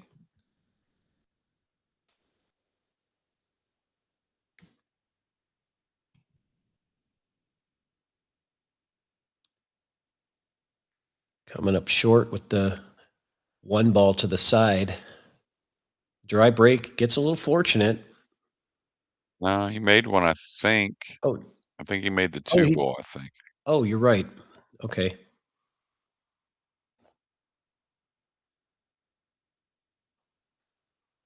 Now, Ruslan has shown us some nice safety, so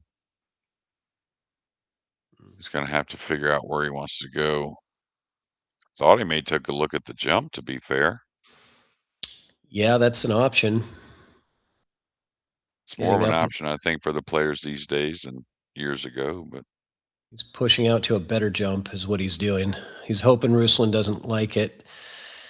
But why not, right? If you're in that spot, why not just push it to an easier jump? Most likely you're getting it back. He didn't even come to the table to give it back to him. He just said, "Go ahead."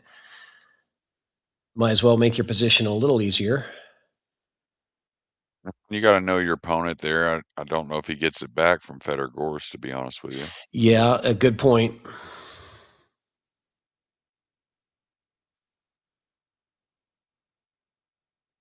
Yeah, the push out is one of those parts of the game where you're not just playing against the table. You are playing truly against the strategy of the other player and the skills of the other player. You have to know what that player's strengths and weaknesses are so that you can try to exploit that in the push out. And that's really one of the only parts of 9-ball that is like that. The rest of the time it's just you and the table, right?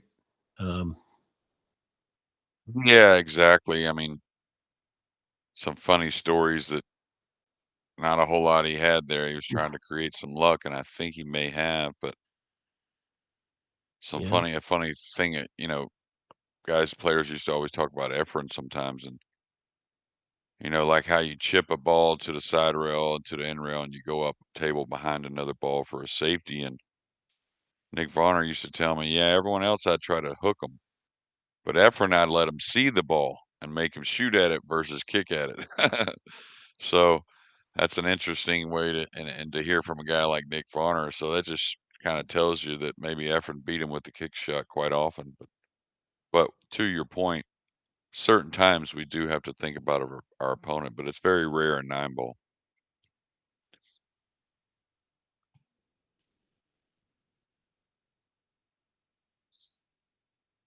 This one's a hair awkward.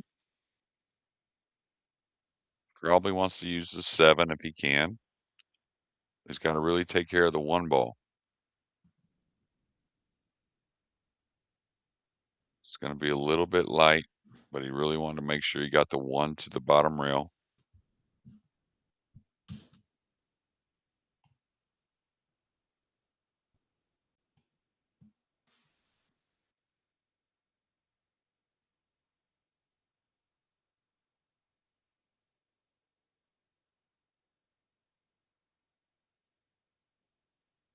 Oh, that is a good hit right there from distance. That is a very touchy shot to hit from that much distance. And he Got executed the it. full snooker. Yeah, he executed it perfect. I wonder if the kick is on to potentially have a play at the 9 here. I think he's going to come consider 2 this? rails underneath it. Yeah. Do you, You always want to try and kick towards congestion one way or another, whether it be the cue ball or the object ball. So he's going to kick the 1 towards those 5 balls up the table. So he won't blast this. It'll be a little controlled. Just try and take his chances that something up table gives him a snooker. yeah, and it did. Worked out Yeah. really well. Well, that's a real interesting spot because you really can't come off the right side of that 1 without scratching, right? I mean, it's Yeah, if he has that. I mean, sometimes the camera will fool us, but it looks like he's got to go before the side on the left side rail and go at the 1 with some spin maybe.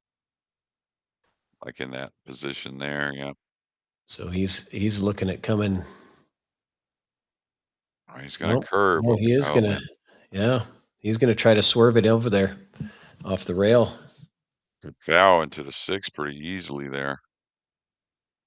Tell you what, from where he was at, he'll certainly take that. Yeah, yeah, that was a bad spot to be in, and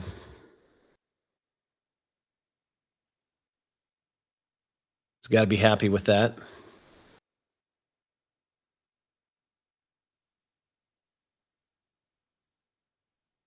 This is just all about your skills here. I think he's gonna go at the purple or at the 8 with the cue ball. Is he hitting kinda down on this?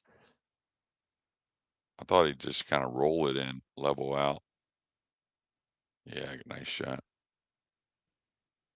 Oh, it's gonna finish nice. Yeah, and just, that type of shot, just simplify it as best you can, you know what I mean? To where you're not doing a whole lot with the cue ball, just take your chances on position, maybe a safety behind pocketing the 1. Oh, what's It's going gonna be on a big here? mistake. Yeah, he let this get away.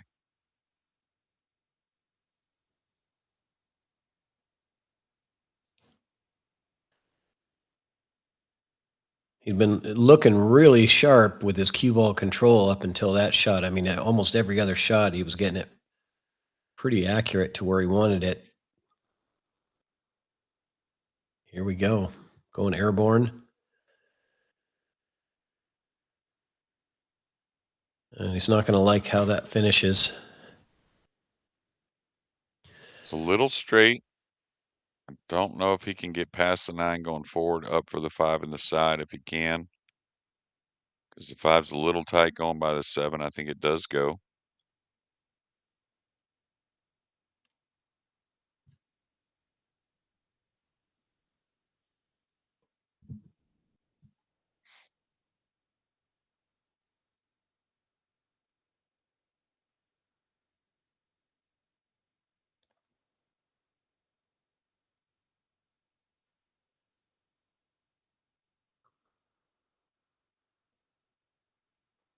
You can see there's a good crowd of people watching the outcome of this match. Excited to see what happens. Chang looks well in control of this rack. And on the other table, Jonas MAGPANTAY is putting on a clinic over Jeffrey Rhoda, up 7-0. So a lot of break and runs you would think involved there. Yeah, I'm not sure. It's been fast, right? So I would assume there's quite a few clearances in that score. He's going to fall a little flat here. It's going to So have we'll to decide, how much he feels about moving the cue ball. top inside. Not a lot inside, just a little bit. And did well. Yeah, he did real well. Good, comfortable stroke. He's looking good. Well, Jeremy, if the other match goes the way it's been going, we're going to have all those viewers piling in over here pretty soon. We'll see what happens. But Jonas is literally putting on a clinic. I haven't been watching that match, so I don't really know what's been going on. If you guys at home are watching both matches, maybe you have some intel. But the way Rhoda was playing in his last match, it's very surprising to see him down 7-0 without a big package put together by Jonas. But curious about that match.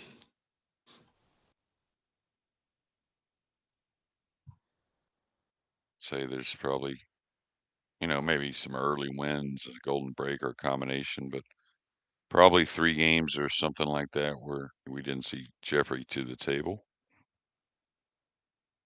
I would guess.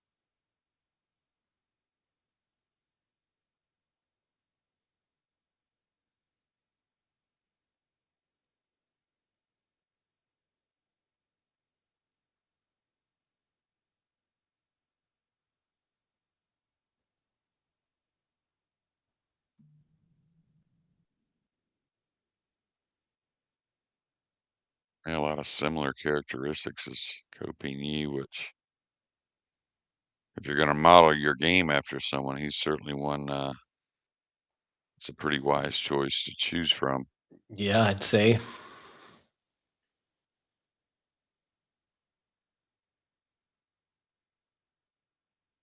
He elevated. He's stayed pretty aggressive when he's had a shot, but this one's really tough. Yeah, I mean, are you choosing offense here, Jeremy? Nah, I probably try to bank the 2 up by the 8. It's somewhere 3-8 and try and roam the cue ball to the left side rail and use the 6 and 5. This is another one I'm not sure how you can consider yourself a favorite to make this being jacked up. Now, you're never going to push out, of course, but yeah, I like something like that. But go ahead and put a little umph on it, you know what I mean, to try and get it up the table because you got this 5 also to really help you out as far as Yeah. that. He might have been worried about not wanting to get that 2 in front of the side pocket. And I totally get that, and that's a fair point for sure. It's just a matter of how confident you feel of hitting it squarely or not, Yeah.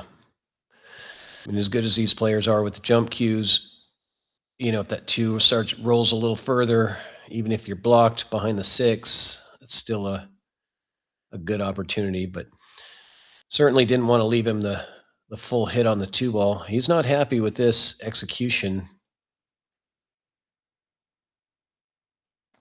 Yeah, and I'd say if we've seen, you know, had to categorize our mistakes in the quarterfinal and the semifinal here early, it's just been on the safety side for the most part. Yeah, I'd agree. I'd say that when they choose offensive, and that seems pretty on point. The errors have come more on the defensive side of the game. Those last couple matches that we've seen. And does this easily go on the side? I don't think so. I mean, I think it's very missable. So you may just have to knock this in the corner, take a little more on the 3 than you want.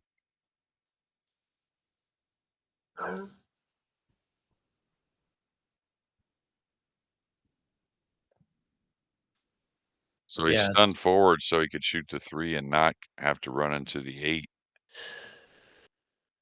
yeah, that's a good point. That's Which is kinda like noticing things that you're supposed to notice at this level, really. You're kinda clicking on all cylinders in that regard. And Chang looks solid. yeah, yeah. You're right. I mean, just that couple inches of sun follow that he put on that ball makes all the difference. A stop shot right there would have made it difficult to avoid the 8 on that 3 ball. And then really not the stun follow, certain shots, it's not that hard. But that type of shot, it's, certainly one that can, be a little uncomfortable, especially on 4-inch pockets.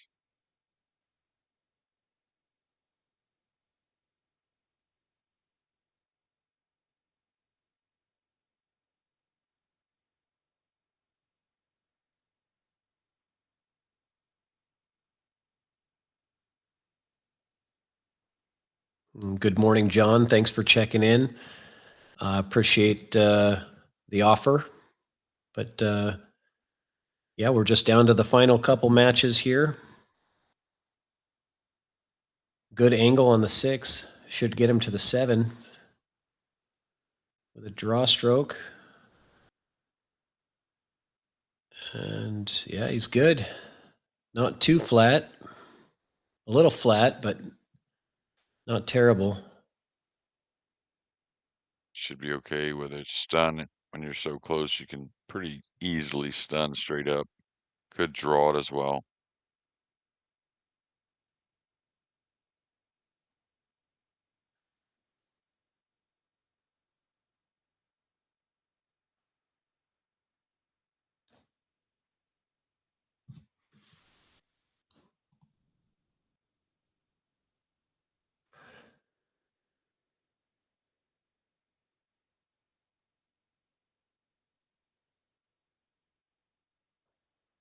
And meanwhile, on the other table, Jeffrey Rhoda is on the board. It is 7-1. Jonas over Jeffrey.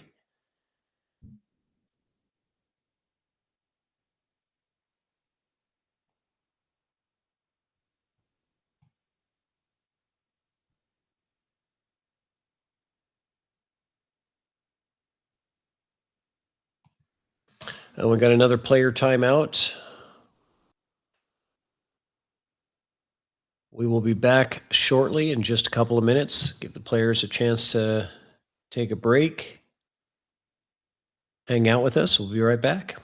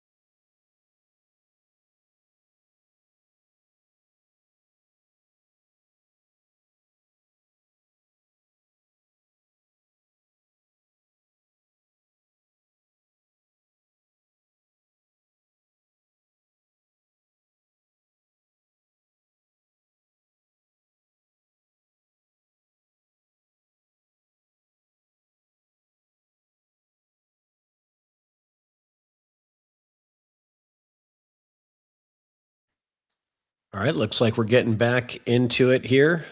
Players back from their break. On the other table, Jonas is up 8-1 and in control of the table.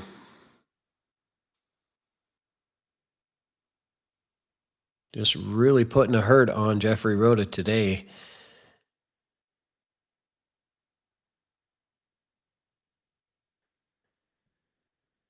So here we go. Chang to break. 3 in a row from RUSLAN to start. Now 3 in return from Chang. Yeah, and I notice a break taken each time that there was 3 in a row one. You can guess who the player is that took the break. But I believe that's it for the player breaks. I think they get one each in the match. So no more breaks from here on out. Kind of surprising that they used them both so early in the match. Look at that's 2 and 4 tied up down there. What do you think here, Jeremy? What's your play I on this? mean, if you can, you'd like to knock the 1 in and be the first to get a good safety off the 2. Otherwise, he may run the cube off the 1 and overcut it and play a safety, but I think he should try to knock it in if he can. I guess that wasn't too available. May have bumped the 2 into a position where the 2-4 is playable. Yeah, it did bump it, so he's gonna first thing he's doing is walking to see. The First. type of kick, I'm sorry, if the 2's tied up, you don't wanna hit this with a lot of speed. You just wanna hopefully lay it up somewhere.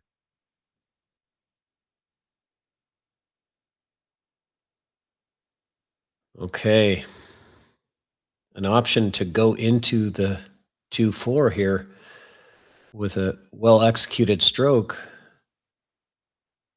If you Kinda gotta be a little on the lighter side of it.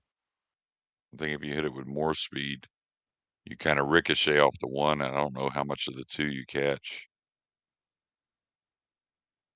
Like a medium high ball, though, medium speed, I think you're alright.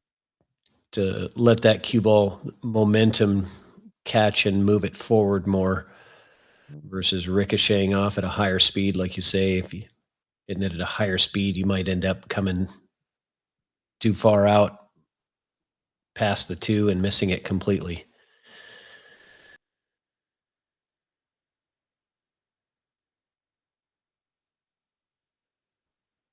Even bumping the 2 out doesn't really guarantee you position.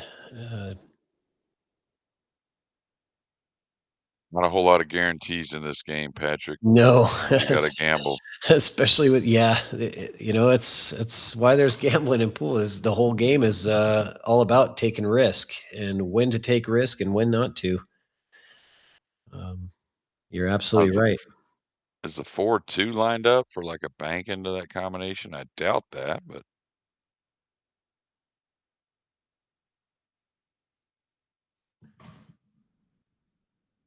pretty nice there. May have left a window, but I don't think so. Possibly a jump.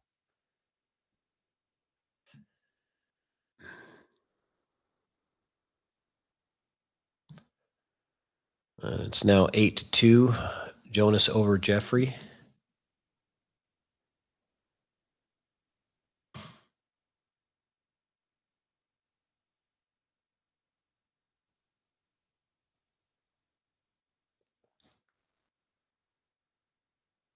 Okay, ball in hand. What's your play here now? Well, anytime the balls are near the rail, that's whenever you need a hair more speed breaking them out. That's why I don't mind this close quarters, I really don't. Is he going for the? Was he looking at the 1-9 there for a second to see if he could also play a safety with it? Yeah, looked like he looked at it for a second, but The problem decided. here is you need to get some speed on this one, and you're hitting the 1 full, so it's easy to get locked on them balls a little bit.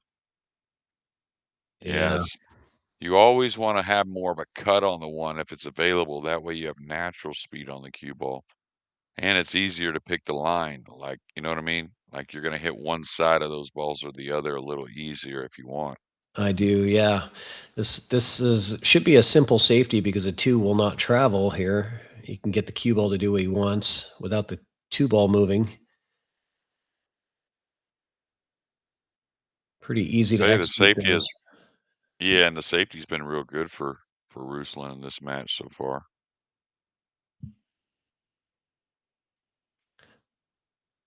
He's getting his jump cue out. It did look like there was a kicking line there between the 3 and 6, but he prefers to jump here.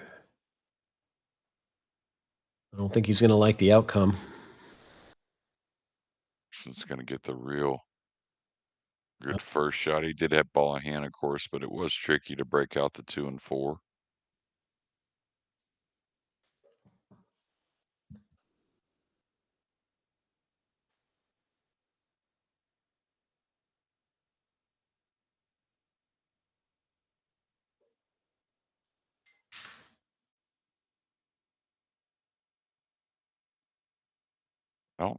I don't think he can follow this ball.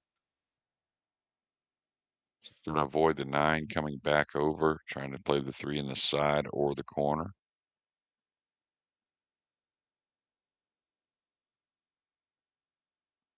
Hit that really well because it was hard for him to get above the 9. He certainly didn't want to go into the 9, so he played it low and then checked it back. So he's gonna have to work a little bit from the 3 to the 4, I believe, but I think it's worth it what he did on the 2.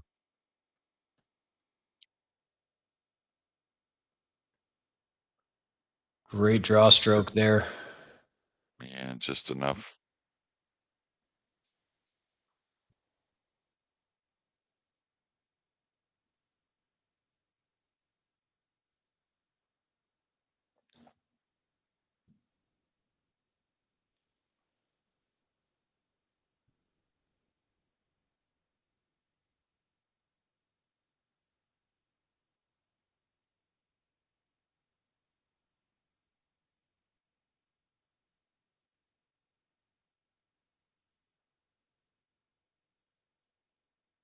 Nice confident stroke there.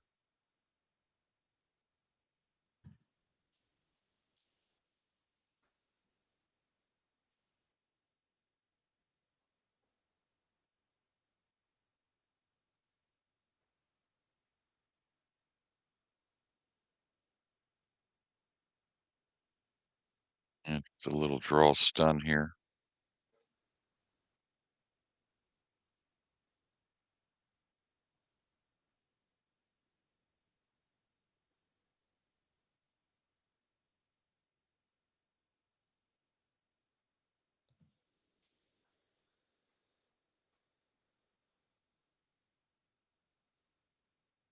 All right, Ruslan takes the lead, and meanwhile, on the other table, Jonas puts another rack together and is now leading 9-2 over Jeffrey Rhoda.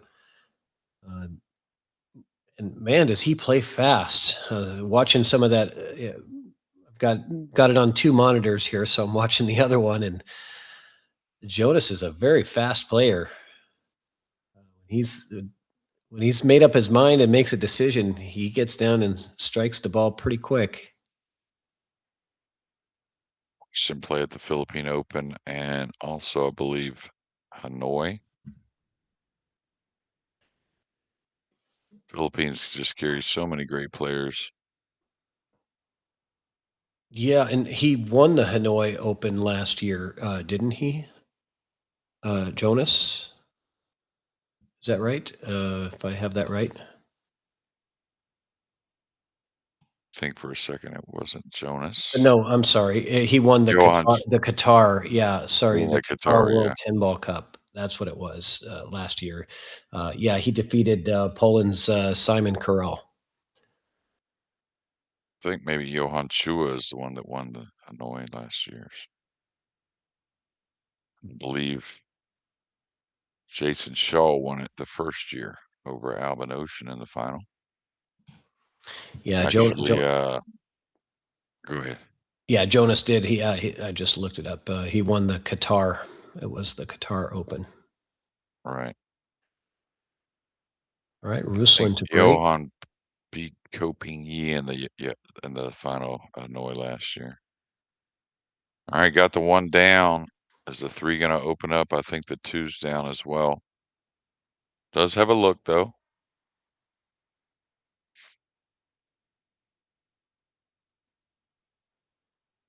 The 1 and the 2 are down, huh? Okay.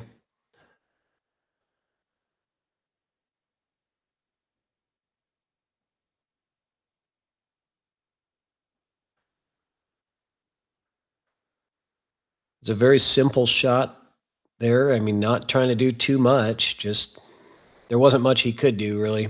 Just leave this and hope that he doesn't anything happen. I wonder if he's going to get the jump cue out because no, he likes the kick. Type of kick you kick with that speed to separate. You hit one side or Yeah. the other, you have a lot of good things happening. Yeah, versus the jump you miss and you're really selling out most of the time. Yeah, it was hard to follow the ball on the jump too, so getting position on the pink was pretty slim and, of course, not an easy jump anyways. Yeah, you would have had to land really on the face of the ball. Hey, same thing here. I mean, he'll give it a little more speed than Shane gave on the last, but he's not just going to blast it, I don't think. Yeah, you want to give a little control. Some of these things, of course, are a little fortunate, but also, you're not babying the ball, but on the lighter side ish, you keep accuracy on the hit because you don't miss hit the cue ball.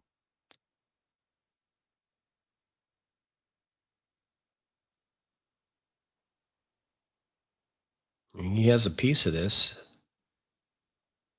Trying to do a whole lot with it.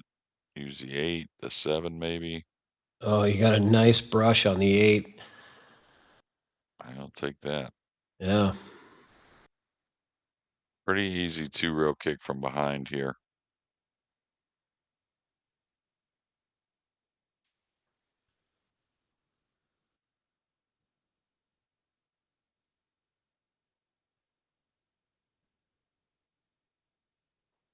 Come into it as full as you can. Trying to leave the cue ball on that bottom rail.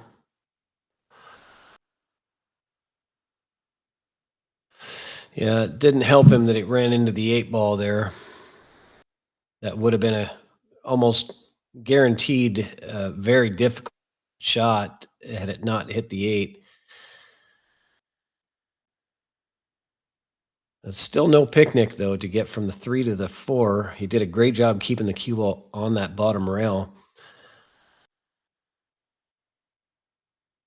Yeah, and he's going to have to do a little something here. I mean, he obviously can't spin this a ton. He'll go into the 5-9. So may just try and get up table off the top cushion there. And I got a little bit on it. It's not going to get the shot he wanted, but Gonna have to go back to the safety now. I don't. So he says it's not frozen, I believe. That's what the ref said. here you just play the 4 underneath the 5-9, just kind of float above the brown a little bit. Don't go all the way with the cue ball. You're not going to hold the snooker if you do. Yeah, I like that. Really good, actually. Yeah, he's got enough room. Does he have enough room to come in underneath it? I think so. The thing is, can you make- really predict much behind it, You really got to Good put. thing is, go ahead there, Patrick. No, go ahead. You. I was just gonna say he's got to spin it and maybe go into the purple with the cue ball and maybe get the snooker that way. I think that's what he's going to end up sizing up. Is catch the pink as much as you can, but it's still going to be a little on our left side Hmm. where the cue ball may go into the 5 and use the 9 as a snooker in that manner. A lot of spin, too much speed.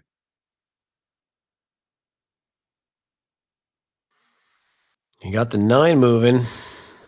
Man, he covered the pocket maybe with the 5 for the pink 4, so this isn't easy. It's not easy. It's probably going to go back to the safety, I would assume.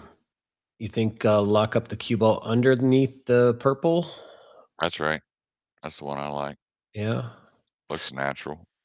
You know, John in the chat makes a good brings up a good point. He says more of these. I'm curious what your thoughts are. If more of these guys played more one pocket, they could improve the quality of their safety play and eliminate opponents' use of jump cues. Well, yeah, I mean, I think yes. In my opinion, is yes and no. One pocket has so many aspects to it that are different from rotation. The safeties are different. The type of safety shots that you play. I do think that one pocket does have more of a universal. You have more skills in one pocket than in any other discipline because there's just more shot options available. Yeah, and I think, they all kinda help each other, but wow, look at this good control with the jump Yeah, shot. heck of a jump shot there.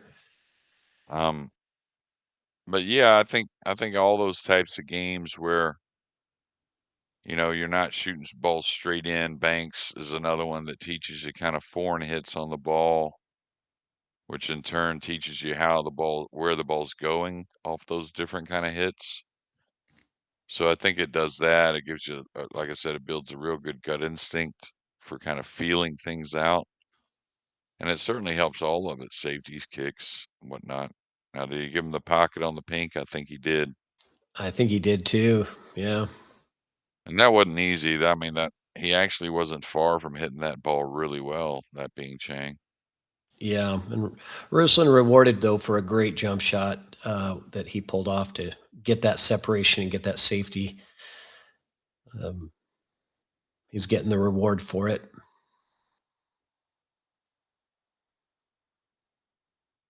Oh, he just rattles and hangs the pink.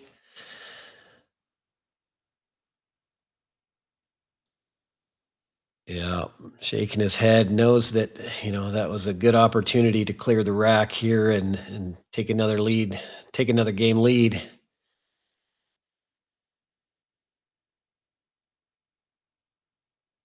Oh goodness, what is The going on point. here?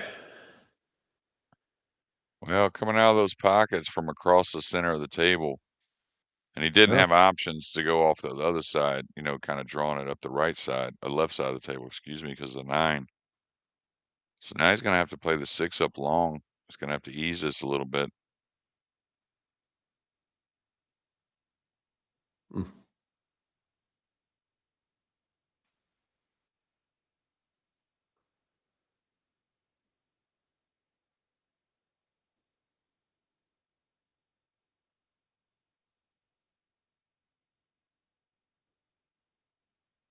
Oh, what a delicate touch that was. He even hit it to the thick side of the pocket, which helped the cue ball. I mean, the people watching, I think a lot of players don't realize how difficult that is to hit that so soft and just delicate. Those are harder than some of the long shots with power. One of those extremes, and a delicate one, I believe, is definitely harder overall. That's definitely not going to make. No. So a couple of errors here back and forth between both players. Um, I'd say unforced errors on the potting side, and that brings Ruslan back to the table. And I wonder if he was thinking two-way there. He kind of played the cue ball back a little bit, a little awkward on the 7 if he made it, that being the 6. So maybe just kind of shot in between. That's easy to do. Kind of like, oh, I could get safe here instead of committing to just doing what you do really well is knock them balls in. Just got to kind of kill this a little bit. Yeah, I was going to say, looked like a lot of speed, so a hair thin.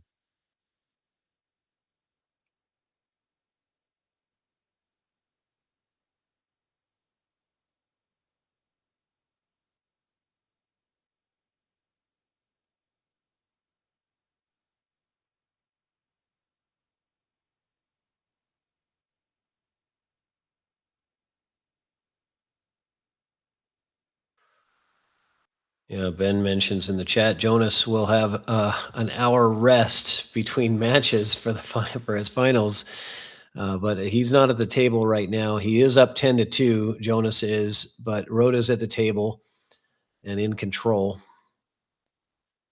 But certainly not looking good for Jeffrey Rhoda in this semifinal round.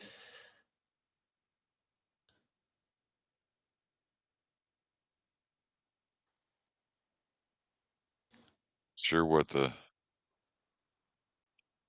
RUSLAN or the players were discussing, maybe with the referee in some manner.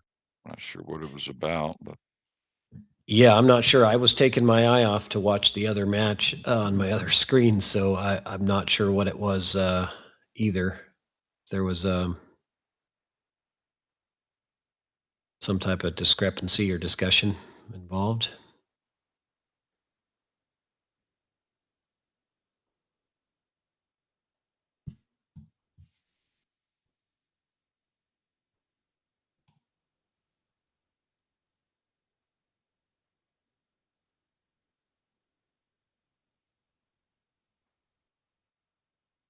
And Rhoda gets one back. It's 10-3 now on the other semifinal match.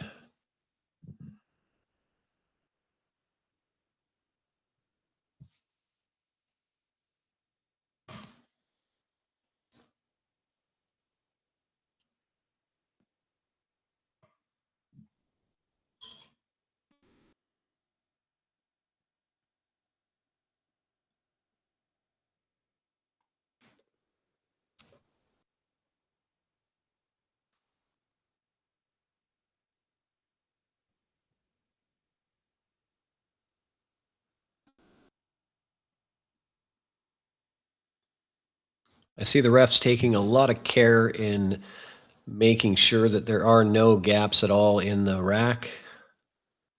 I know the players can appreciate that.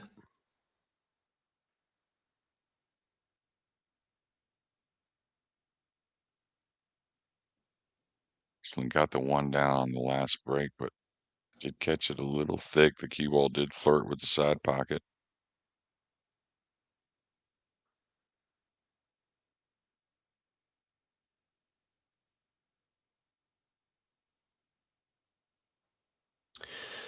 High there. Yeah, that's actually the first break where I've seen the one come high of the side pocket. Almost all the time when they miss the one, it comes short of the side. That one came high.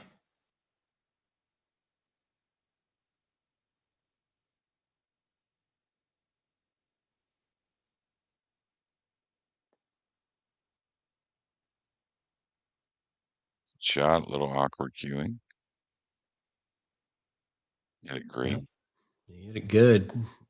And then two, and then what? Do you like the 3-6 combo, or what are you looking for next after the two ball here, Jeremy? Probably so. I mean, the 4 is not that bad, and it's going to look better once the 2's gone. But I don't think he has the angle to get short side. So he's going to play for the 3-6. Fell a little straight on it, which is kind of what you want, but also hard to move the cue ball much because it's not really going to go left or right much. It's just going to, go straight forward or back depending on how you play it. But the 3 should go off to the left of the cue Yeah. ball and open up a shot for that bottom left corner. If you just play the cue ball forward. Oh, he kind of tried to stun it in. Tried to hold it a little bit, huh? Yeah. Yeah, I guess I was assuming kind of let the cue ball go down to the bottom rail because the 3 naturally goes over to the left after it makes contact with the 6.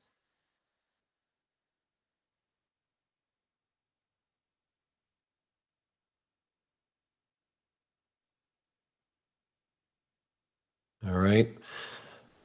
Jump cue coming out, you think? Maybe. Looks like it. Yeah, he's deciding. He says yes.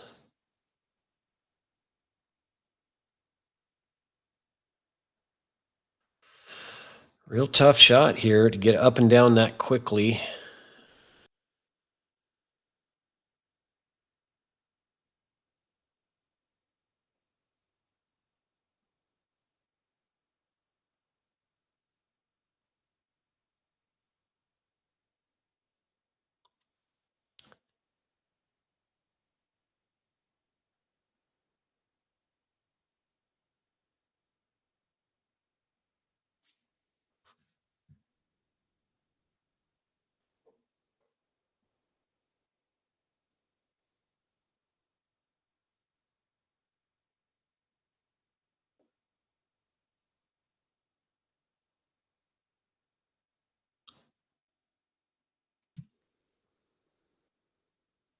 Well, the kick shot didn't work out as well as he wanted.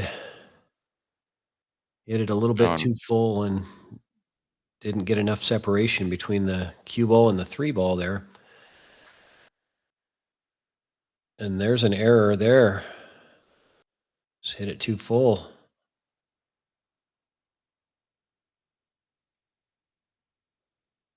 So a couple cueing mistakes from Ruslan that we haven't really seen previous to that in this match. I was going to say before that, he missed that really the safety is been a good asset for him in this match early, but of course you got to finish after you get those shots, after you've earned them. And an announcement here, Jonas MAGPANTAY has defeated Jeffrey Rhoda 11-3. So he will be in the finals against the winner of this match. Thought he overcut that one. It's pretty good.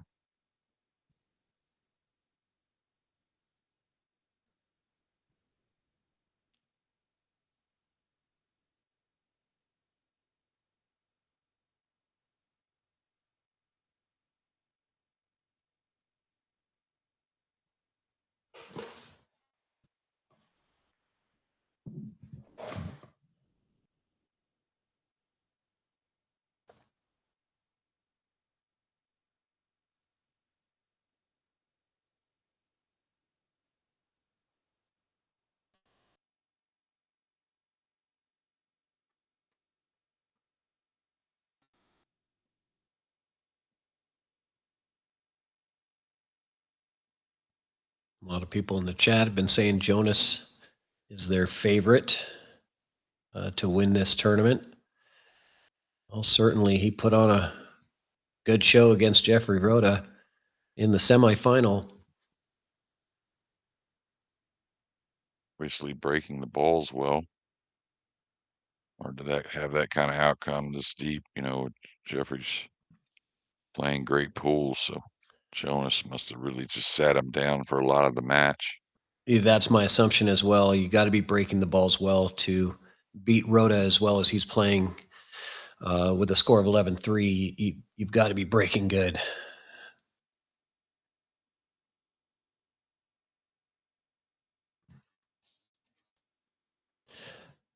So for those of you just joining us, maybe we're getting some viewers coming over from the other match. Welcome. Jeremy Jones and myself are remote commentators for this match. We are not in Indonesia. We are at our homes in the U.S., bringing you this commentary. Great match between Ruslan and Chang. And it's been quite a bit of back and forth. Nobody has really taken the dominant stance in this match yet. The first 3 went to Ruslan. The second 3 went to Chang. And then it's been back and forth since then. And here we go into rack number 10.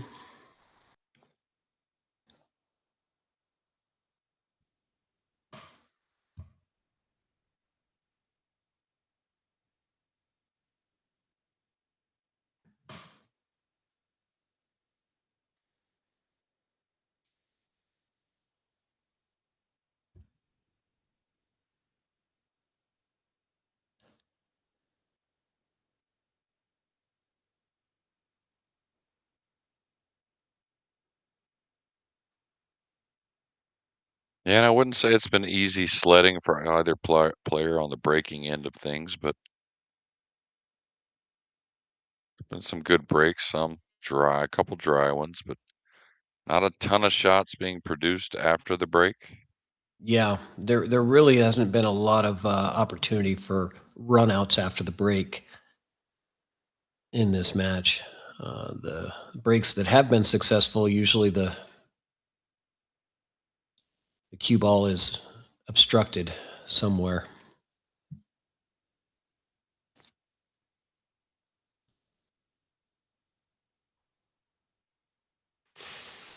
So one ball should be able to float down to the 3, I believe. He's got a little bit of an angle. I don't know.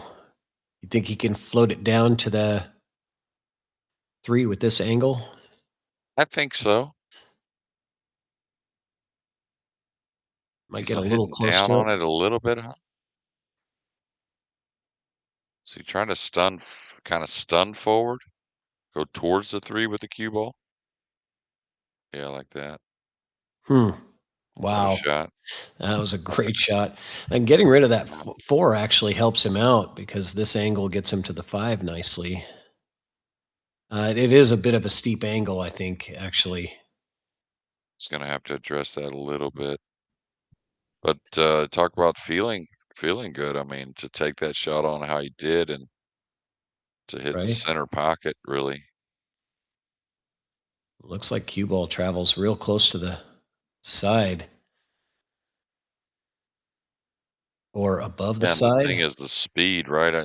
Sometimes this will fool you and be a little thinner than it actually appears, as far as a viewer I'm talking about. Yeah. Yeah.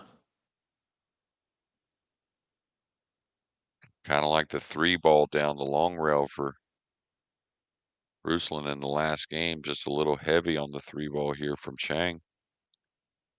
This is a little awkward as well, believe it or not, trying to get that shape. Yeah, balls that are inside the jaws. Nice shot. Yeah, Made he that had look easy. yeah, he did make that look easy, and those are not easy to get the cue ball to come off that bottom rail. A lot of times it hits the point of the corner pocket and just kills it.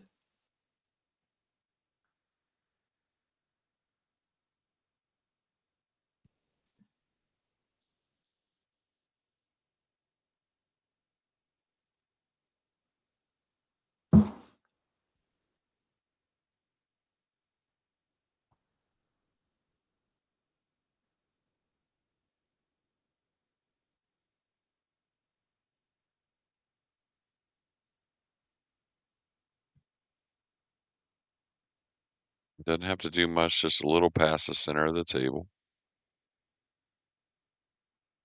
I thought he had a little more angle. He actually had to draw that cue ball, but not much of a worry for the big man.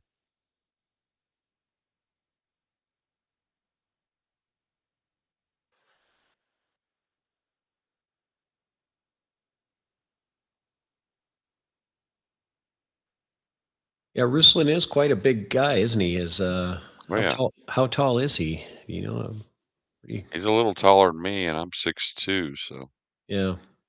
6'3" ish or so. It definitely helps. You know, I think we talk a little bit about size in pool and how that helps or hurts. You know, but there's a lot of pool players that are 5'6" or that can play really well. So it's not everything, but I do have to think it gives you a little bit of an advantage on some of those shots on the table where somebody else might have to use a bridge, whereas you could reach over and cue it without a bridge. What are your thoughts on that, Jeremy? You think size plays a big factor, body size? Yeah, yeah, I think you would ask, of course, any of the shorter players that'd be the first thing that they'd change, body type is just the height. I also think, to be honest with you, when it comes to swinging the cue, if you're a little longer, you generate power a little easier. It's just math, really. Just you create a little more arc. That's why most of the great players that were the taller guys or the bigger guys really usually had really sweet swings as a whole. You just, you create more length in the stroke, so therefore you create power a little easier. But yeah, as far as just reaching balls, um, that opens up the game for position, I think, very easily. Don't have to Yeah. think quite as much. But you've also, you've got players like Alex Pagulayan, um, notably not tall, that have built a great career. It isn't everything, but certainly, yeah, there are some advantages there, I would imagine. Probably our best shot after the break of the match for either opponent here. There's been a couple of them, but not many. This one he wants to take full advantage of. Pretty natural, little thin here, but not bad.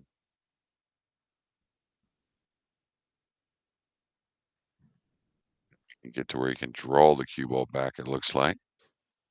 Play Yeah. the pink in the upper right.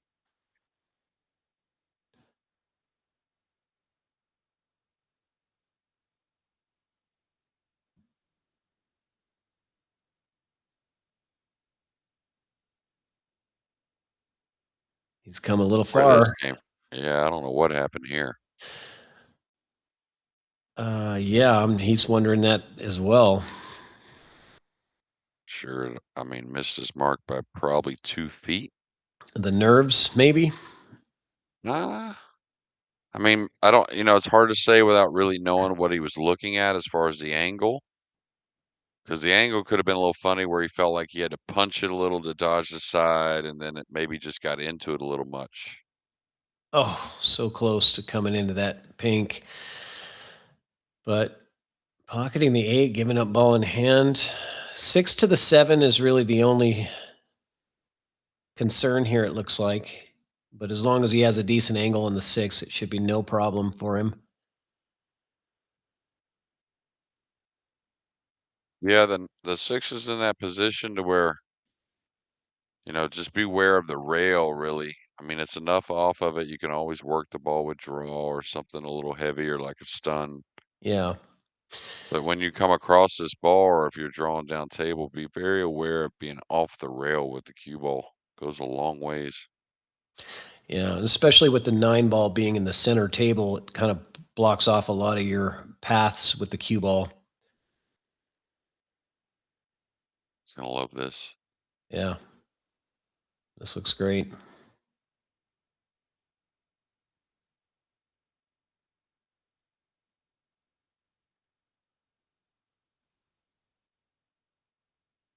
Is he going high inside? I think so, but I'm not sure. Yeah. Yeah.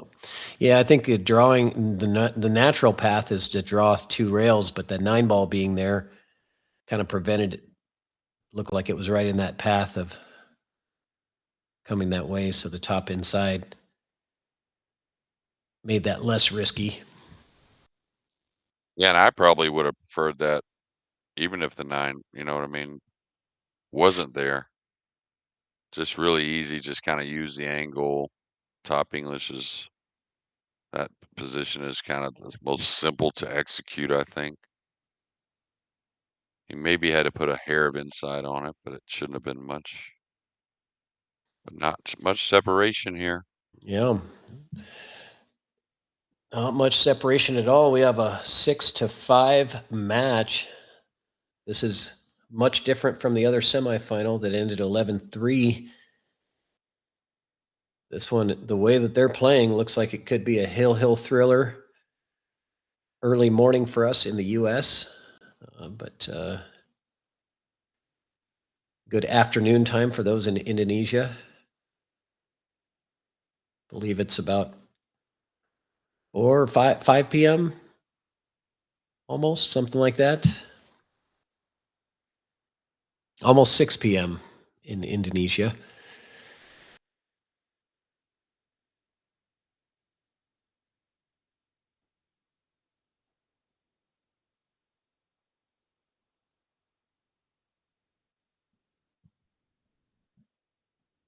And the crowd has gotten thicker behind this table, being that it's the only match that's happening right now in the building. So everybody has flooded over to watch this one.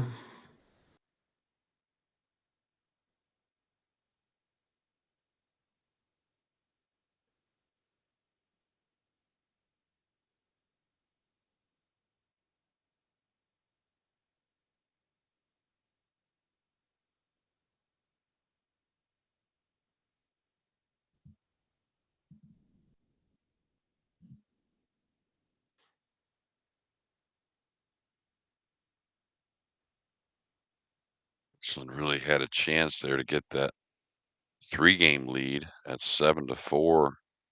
Broke the balls, had a nice shot, made a nice opener on the 2, and just kinda got lost with the cue ball getting from the 3 to the 4. And consequently, Chang at the breaking end to try and tie this match. A little quick there as far as the the backswing just a little snatchy, and you'll notice the balls just kind of end up spreading okay, but it wasn't a real great opening or split, as they say. Still not going to get punished for it. It doesn't seem like, anyways.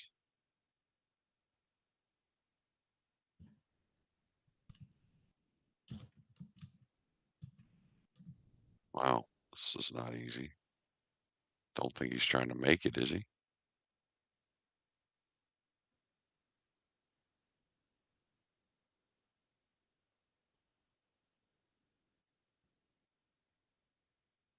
Yeah, he's clipped the top of the 6, giving up ball in hand here. Chang with another good opportunity.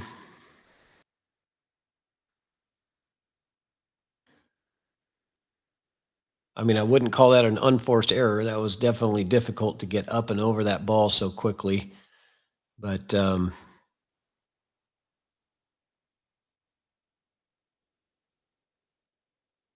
Yeah, I mean, he was in a position to where, you know, he was going to be an underdog probably no matter what he did. But of course, I can't think like these guys because to me, that shot probably isn't much of an option, period.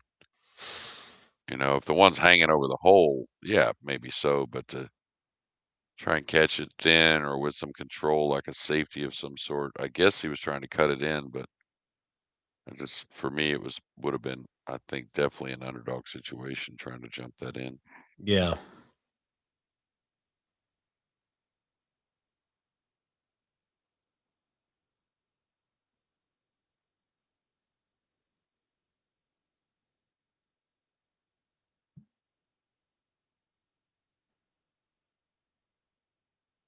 It's a little flat on this purple.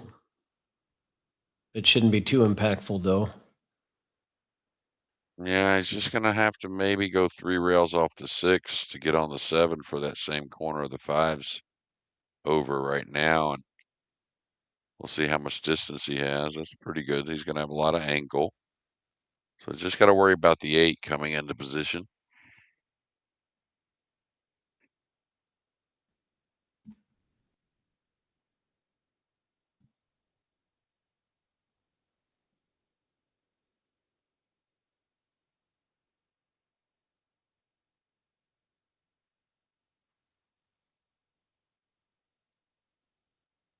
And he gets past the 8, just barely.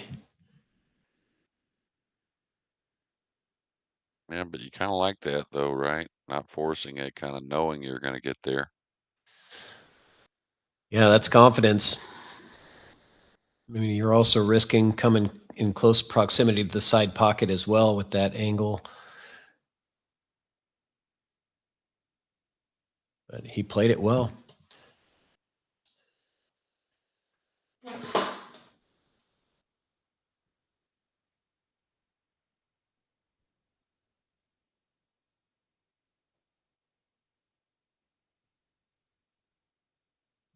Little awkward, little off angle.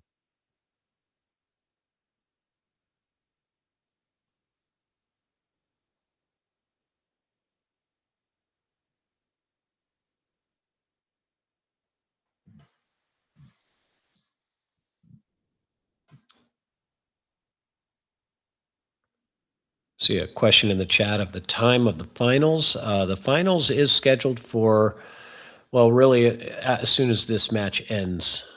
So they're running a little bit behind. The finals was scheduled for 6 p.m. Indonesia time in Jakarta. So I believe that after this match ends, they'll give the players some warm-up time and then be starting the finals right after that.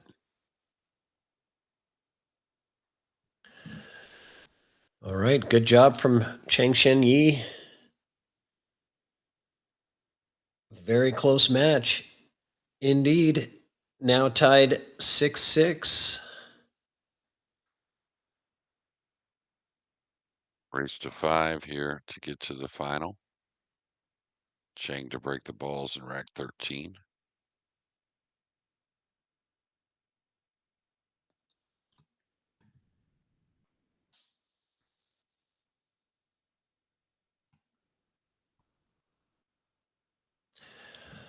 So what's next on your schedule, Jeremy? Do you have any upcoming events that you're doing or anything? Yeah. July 4th evening, I fly to Alaska to teach for 9 days. Nice. I went there a couple months ago to Fairbanks, this time going to Anchorage. Then I come home for roughly a couple weeks, and then things get really busy with the World 9-Ball Tour. Go to Florida for the Florida Open, then Yuma for the Arizona Open, then taking a week off back at home to try and get a little practice in before the U.S. Open. So, Okay, so you got a busy schedule coming up. oh yeah, the U.S. Open's just let's move to Frisco, Texas, which is only about 25 minutes from my house. Oh, beautiful. You don't even have to Yeah, travel. You can stay at home. yeah. That's amazing. Yeah, it's the 50th anniversary too. I think it's going to be a really special event. Can't What wait. is, what is the venue for the US Open this year? Yeah, it's the Embassy Suites Hotel and Convention Center, which Frisco is a very happening area. Beautiful, kind of newer kind of area. The PGA of America just moved there about 3 years ago or so after being in Michigan. I think it was for 40 years. The Dallas Cowboys, their practice facility slash little city inside of Frisco. Mm. The Star is also there, so it's a real, just kind of busy happening area, and just basically a north of Dallas suburb is all it is, Frisco. So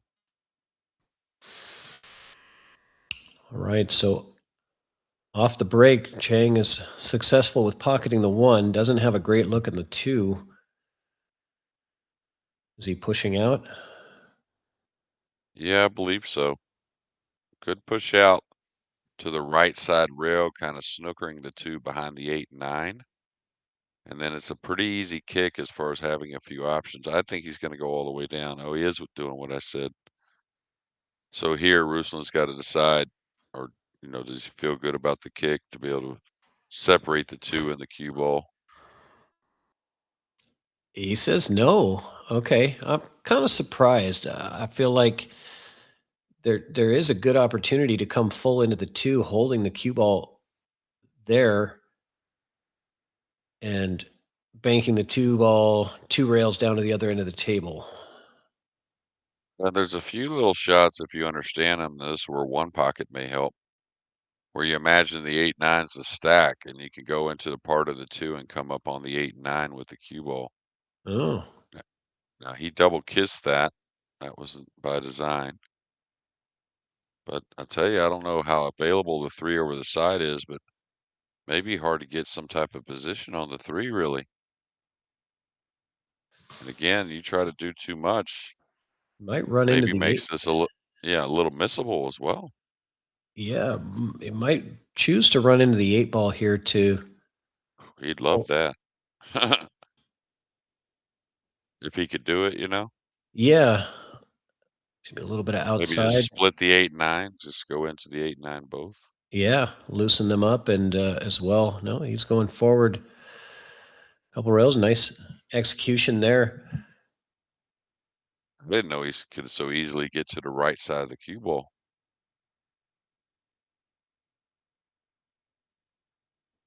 He put pretty maximum inside spin there.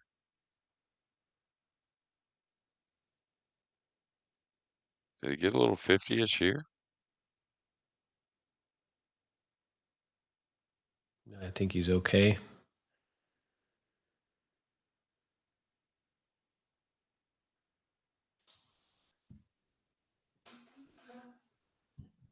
Yeah, this is a good battle. A lot of good back and forth. Good safeties, some good runouts, but we haven't seen any break and runs in this match, which is kind of surprising with these 2 players. But that just tells you how difficult the break has been.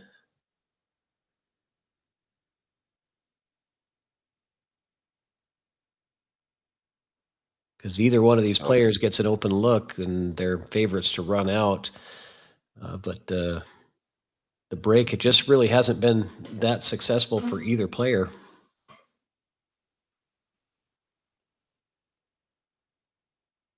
I wonder how playable the 8-9 is as far as a combination.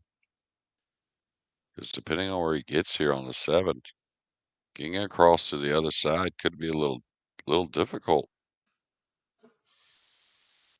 Yeah, he's pretty flat on the 7.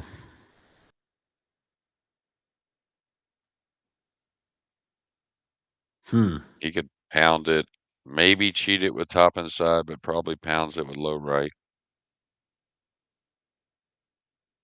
Gets across. Oh, he went with top and side. Watch out. Oh, he's okay. Yeah, this is touchy though. It's going into the 9. Not the type of shot you want to really jack up and draw your ball.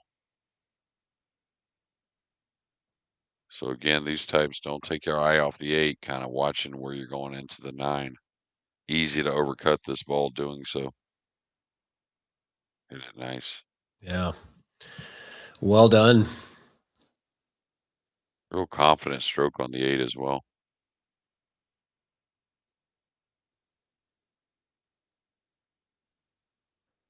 Well, he got the lead to start, and he hasn't always kept the lead, but he hasn't surrendered. You know, he hasn't trailed yet. If I remember correctly, he was up 3-0. That's right. Then it was 3-3. Then he won 2 in a row to go to 5-3. And then it's just kind of kept the lead until caught at 6 just a moment ago.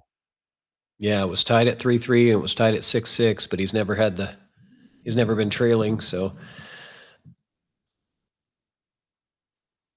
keeping the pace on. And yeah, this is anybody's game though from here on out. It's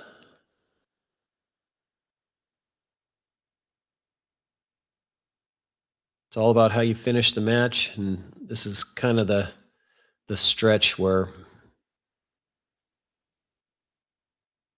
what's going on here? Asking about a timeout, I He's believe. asking for another timeout, and I think the ref is asking if Chang if it's okay with him. So I believe he said it was okay. So I guess they're giving Chang them an probably. additional timeout since both players agree. That's right. So stay tuned. We'll be right back. We'll be right back. Yep.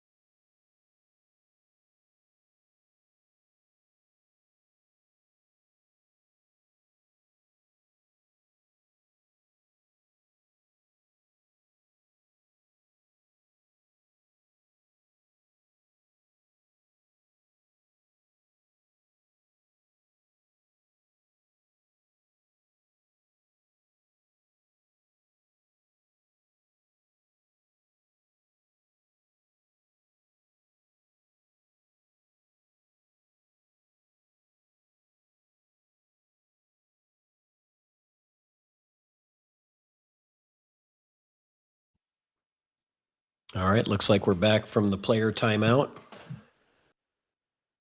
We're ready for action. 7-5, Ruslan leading. 7-6, yeah. 7-6, excuse me. Thank you. Broken got a pretty good shot on his last, didn't complete the out, but that's when he had a chance to go up 7-4.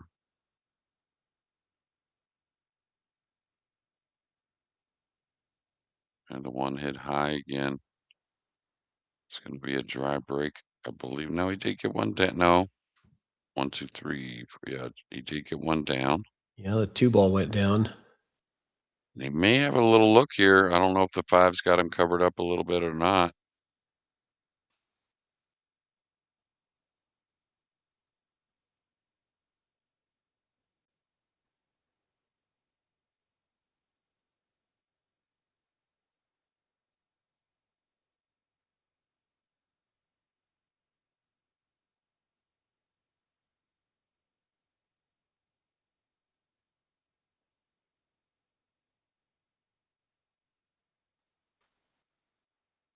Oh, good shot from distance. Takes care of that 1 ball. That was the most important part of this rack. Everything else looks pretty straightforward. Does it? As long as the 3 passes the 7, I'm pretty sure it does. The way he's getting down on it. Doesn't look like a full pocket either.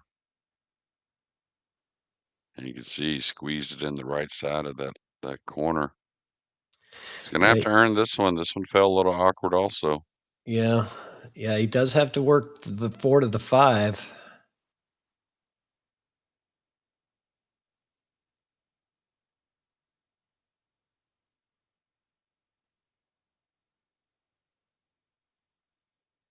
His accuracy, oh my goodness, that was close. His accuracy on those types of shots, where he's cutting them to the corners, it just seems really accurate for Ruslan. Yeah, I mean, he's always been a strong potter, right? And cue ball movement. Just got to hold it together here. I think he should attack. He could put him behind the 7, but it's not that thin to the upper left corner. Yeah, that was my question for you: is would you go under the 7 here or attack? Pretty sure I'm attacking, yeah.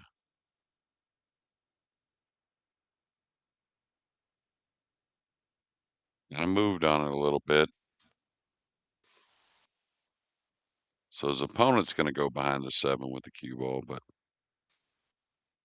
Yeah, from this angle, yeah, I agree. Yeah, you can get a lot more separation from this position to get the cue ball under the 7. But the other thing is getting the purple up table.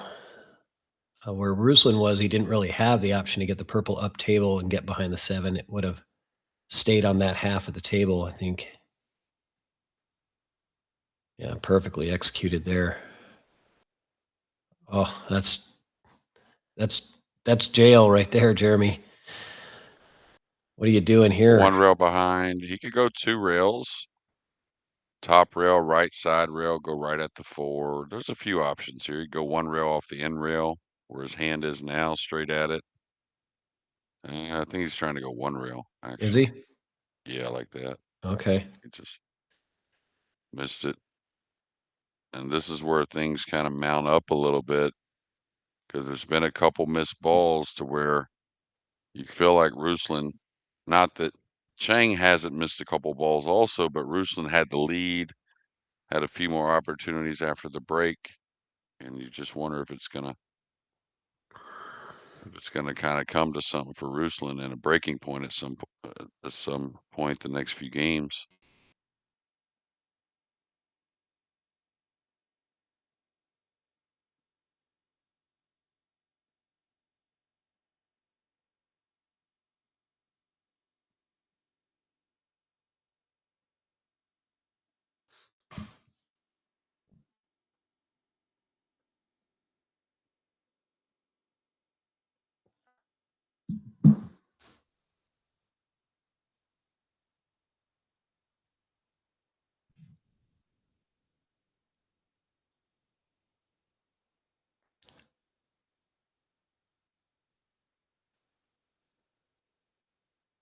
What a great stroke that was. He almost came Yeah. a little too far with it, but It's a little off angle going away from the 9, but not enough angle to move the cue ball over and back. So a lot of guys would just pinch this a little, let the cue ball come out a little bit, and take the cut. yeah, I was thinking that too, like a pinch draw, right? Just coming real Yeah. low on it. And it's amazing how much you can get the cue ball to stop on a shot like this. Yeah, not too much movement. Yeah, and the key is on those, it's an odd shot because you're obviously not hitting it that hard, but also the key to get it to hold is not to let up on the stroke either. So it's a fine combination of a couple different tools, you might say. Very Uh, good. Question in the chat from John: the finals will be on the TV table. Yes, that is correct. So the main feature table that Falcon Sports is broadcasting, that will have the finals on it. And that will be right after this match. So this stream will end, and you'll have to tune in on the Falcon Sports channel to get the stream for the finals.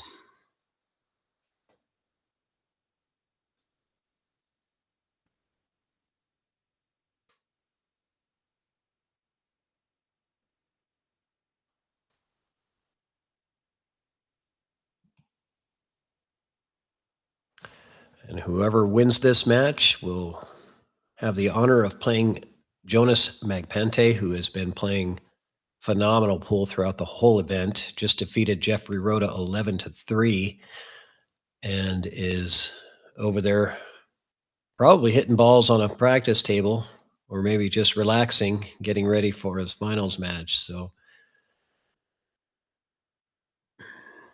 Yeah, whatever he's been doing prior to these matches, just keep doing that. right. What are your thoughts on that, Jeremy, as a player that, would you rather be the guy that just comes off of a match and goes into a finals, or would you rather be the guy that has a 2-hour break and then plays the finals? Which one do you think is better as a player? Uh, I usually like the break a little bit just because that's kind of what's been happening all week usually. You know what I mean? Mm-hmm. It's usually not a back-to-back situation too much, but yeah, I'd like to be able to prepare a little bit. Um, maybe get a little bite, something light, get to hit a few balls, just kind of, you know, reboot. Even though coming off a win, it's still okay.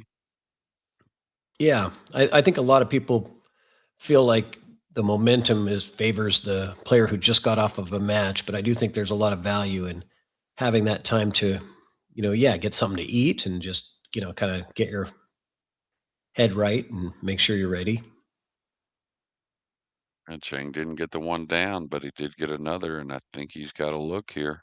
He's got a good look and a good layout. 1, 2, 3. Not a whole lot of problems.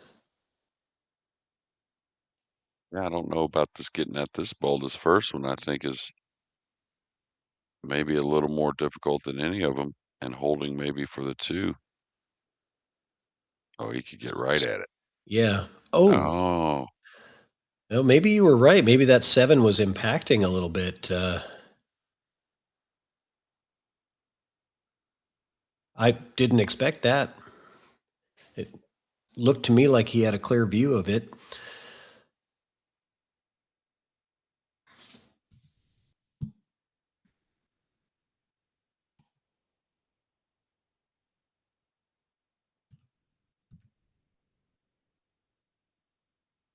and a draw behind the 2 maybe here.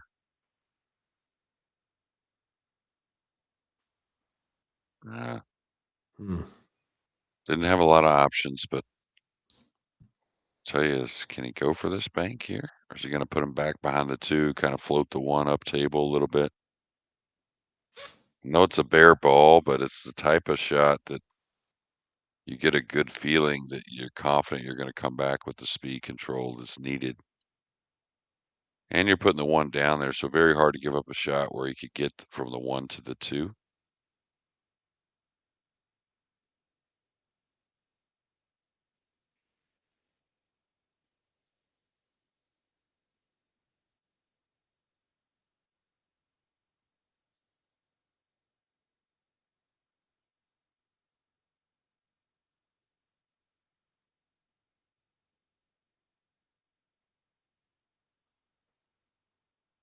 Almost got there with the cue ball. Unfortunately, he left a 1-8 instead Yeah. of just a 1 ball, because a 1 ball would have been a lot harder to get position on the 2, but now he can play a combo and maybe then play the 1 afterwards to get on the 2.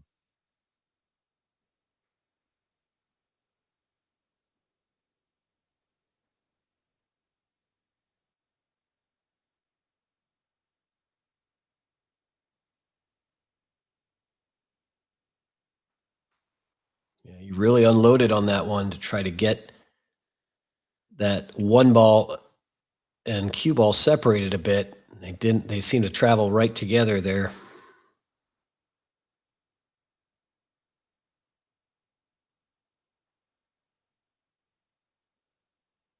Safety, going to thin off the top side of the 1, come 2 rails back behind the 6, looks like. This is touchy, tight quarters. A little rub would have, yeah, that was Great good. shot. He didn't need the rub, but I was thinking it would have helped. That was a great shot. Touchy is the right word. He had to stop that cue ball in open space. Not easy to do. They're traveling about 5 feet off of 2 cushions, so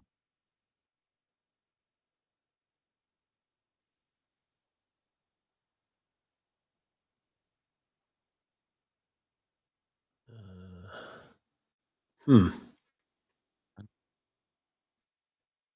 All right.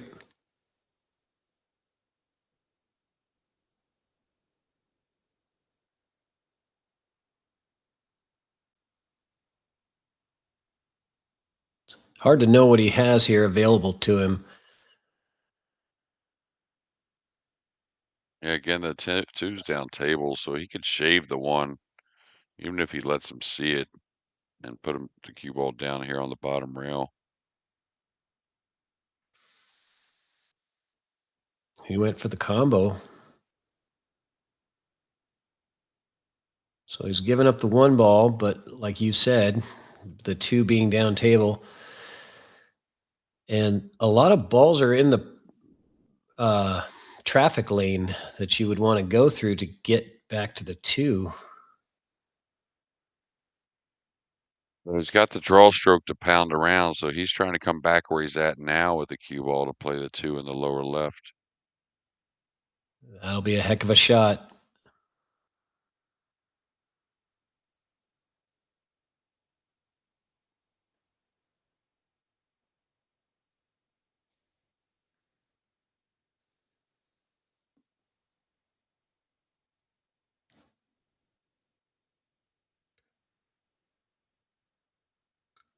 Looks like he's got either pocket on offer.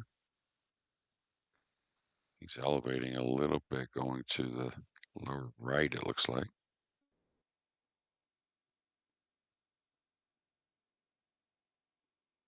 Boy, I tell you, this match is not short on drama.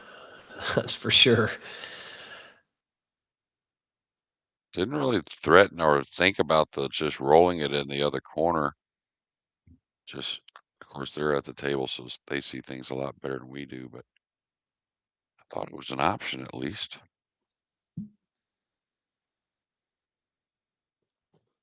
All right, practiced quite a few of these before the match started. A little bit of an angle, drawing the ball back across. Oh, what a sweet stroke that was. Using his body English to try to get himself a little less angle on the 2.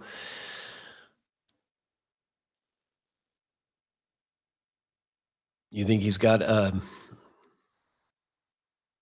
opportunity to draw this cue ball above the 3? Or is he going forward? Yeah, he is I drawing. think he's drawing, yeah, just make sure you don't get over the 6.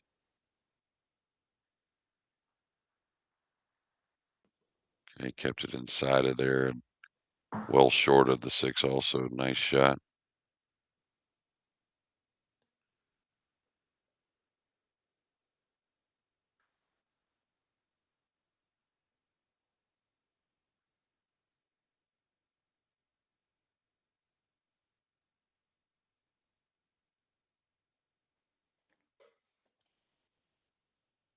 Well, you're getting some love in the chat, Jeremy. Fans from Taiwan. Jeremy Jones, legend pool player. Jeremy's too modest to admit it, but I'll speak for him. He's one of the best in the business when it comes to coaching, commentating, playing, the whole 9 yards, and can't express my gratitude enough for him staying up so early on the morning on Sunday morning to give us this commentary. So thank you, Jeremy. Yeah, absolutely. I've enjoyed it, and again, getting to see these players that get you in stroke a little bit, just getting to watch them, and appreciate the kind words from everyone in the chat. Haven't been to Chinese Taipei in a long time, but never know, might go next year. Yeah, So, I had the pleasure of going to Taiwan, to Taipei in January. We went for the Taipei Open, and what a wonderful city that is. Um, Great people, very clean, very respectful, very safe. Had a great time you were in Taipei, you said? in Taipei. Yeah. Yeah. So we had the World Championships there a few years, and Taipei, and then also had an event in Taichung, which is on the opposite end of the country. But yeah, both very big, nice cities.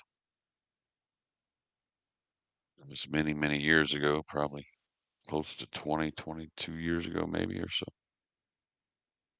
That was when the man who just won the big money last night, Wu Zhaoxing, he won his Oh yeah. World 9-Ball Championships right there in Taipei. He was Just 16 years old. he just won the what was it? Prize pool 1.4 million, 1.5 I think it million. was 1.6 million, I think. So What an crazy. incredible, yeah, what an incredible accomplishment and congratulations. That's a heck of a purse to pull down in this sport. I hope to see more like that. Would love to see prize pools like that or even similar to that, even half that much in North America. It would be great to have an event prize pool like that. Um, but it's great to see, and it's good for the players to get those opportunities. Absolutely. And he has always been one of my favorite to watch, even from the first time I watched him, which was at that World 9-Ball that he won. Where after kind of hearing about him, that tournament that I got to watch, of course, I was playing in the event as well, so I didn't get to watch all of his matches, but the ones I watched seemed like he ran 5 or 6 racks every match, which we talked about earlier goes a long ways. There's that 9 kind of pushing out of the rack again and things not cooperating otherwise. Yeah, it is a dry break. Believe he's hooked on the one, so he can't see it. Yeah. Chang's first lead late in this match at 8-7 in this race to 11. Yeah, good point. Yeah, he's been hanging in there, down 3-0 at the start, and he's continued to battle back. So again, Ruslan pushing to a jump. This is the second time in this event that he's done this in this match, I believe. Yeah, I mean, I don't mind this one, the 2. If you make it, you're going to get natural position. Now, getting from the 2 to the 3, that's another story. But I Yeah, don't think he's that much of a dog on this one. This one I feel a little better about. In fact, I think he's a slight favorite to make it. Got it heavy. 7. He's going to fluke the 7. Nope. No. I wonder if the 8 helped him. If not, it may It's help Chang here in it's a moment. close, but I don't know. It's hard to tell. You But go the rail and kiss the 1 and play the kiss shot on the 2. I like that better than what he's looking at here. Because he's going to get a double kiss if he tries to cross the 1 over.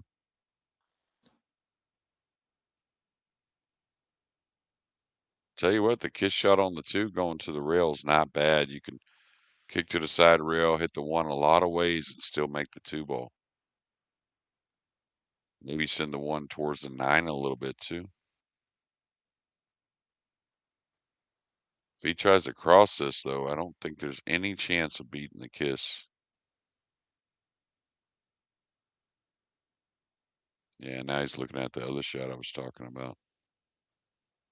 Now, the key to this is you don't want to blast it, but don't baby it like really soft. Put a little speed on it. Then the 2's hard to miss. Like perfect. that. Didn't get a lot of love with the cue ball afterwards, but he might try this carom on the 9. He's looking at it, right? Or do you play all out safety? I mean, it's kind of a two-way to play the 9 ball. Yeah, you need a little speed to have a real chance to make it, though. So I don't know if you can really contain everything going after the 9. I think I used the 9 to hold the cue ball for the safety, maybe, but Yeah, like yeah, that. Okay. yeah. So, but not really making any kind of an attempt on the 9. Yeah. Even though it's only 8-7 Chang, it is his first lead, but I think you would agree, and most would, that the feeling is the momentum has certainly gone his way, or is with him right now. Yeah, I would say that Ruslan is struggling more now than he was in the beginning. Um, It's 2 of those similar kick shots. He's missed both of them. yeah. Yeah, he just doesn't seem like he's playing the same game as he was in the beginning of the match. He was almost perfect, and we're seeing him falter a little bit. That's allowing Chang to, yeah, have this momentum that he's been having. And no discredit to Chang, he's playing excellent pool, keeping That's almost Ruslan what I on talked course. about at the beginning of the match, Patrick, about Ruslan when he was younger. He played real well and then make a mistake or 2, Hard to come and back then it out of it. it Yeah. it almost knocked the wind out of him a little, you know what I mean? So, That's one of the toughest things as a player because these are things that you can't necessarily teach. It's not something that's fundamentals or mechanics, it's mental. And how do you keep your head in the game 100% whether you've missed the last 50 or made the last 50 balls? It's not an easy thing to do. the shot there, I like getting somewhat straight-ish and getting a little closer to it. Now he's just gotta make a nice shot here. Should be able to reach, what he wants from that left side rail, wherever the 4 ends up. He makes the 7, the 4 should be handy. Ooh. He's missed it. Oh. What do you think? You think the shot clock is having an effect here on either player? Now, I see that comment on about Ruslan, but I know Ruslan real well, and he's a kinda gets on with it kinda player overall, sees things pretty quickly on what he wants to do, but like I said, I think it's more of what I was talking about. But again, he feels like maybe the match was in his hands a couple times to maybe not win necessarily, but get a real stranglehold on it. And he made a couple little mistakes and just kind of got to regroup. That's all. Okay, he's going to get flat on this. This is going to be hard, even as great as he is, to get on the 5.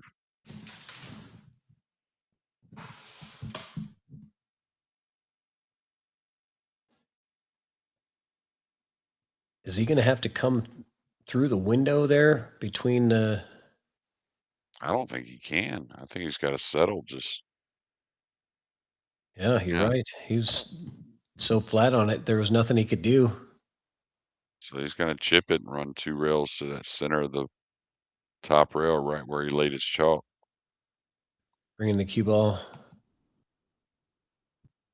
up that way. I think, anyways. Yeah, I think so. Great shot. Great shot. Did he find a window? No, I don't Oh, think so. you know what? If it's not there, he definitely the kick window is there. It's kind of unfortunate how that finished. Uh,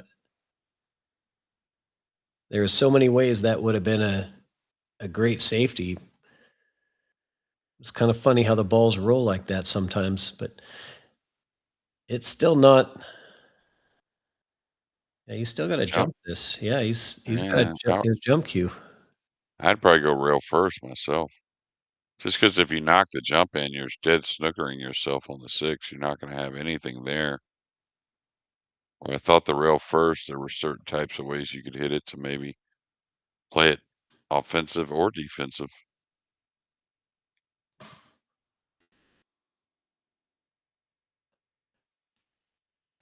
A good maturity from Ruslan though to take his medicine on that getting straight on that ball and giving himself the safety opportunity to execute and worked out good.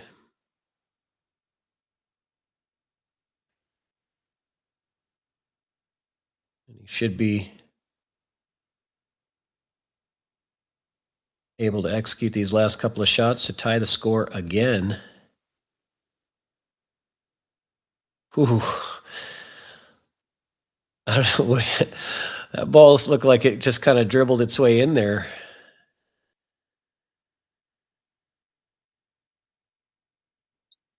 Edge the cue ball a little bit. Can draw to the rail if he wants.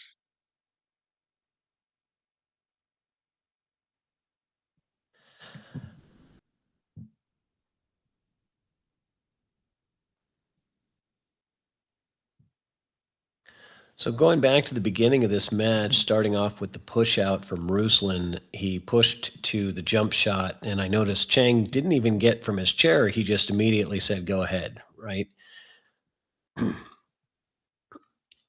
And that was the second time in this match that he did that, where he didn't even come to the table and he just immediately, if it's a jump shot. So I'm curious in your mind, like you said, it all depends on the player that you're playing against. Like if you're playing Vetter Gorst, who's extremely adept at using the jump cue, you're not giving that back to him, right? Well, I mean, depends on the degree of difficulty on it, to be honest with you. Yeah, I will give it back if it's tougher, Yeah. just because my chance of making it aren't as great as his chance of missing it. From Does that what make I've sense? observed in professional pool that I've watched, it seems like if you push to a jump, you're getting it back at a very high percentage of the time. It's very rare that they will accept the jump out, the push out Yeah, I agree with that. in a jump situation. So yeah, I just find it interesting. I think that's one of the more interesting aspects of the game.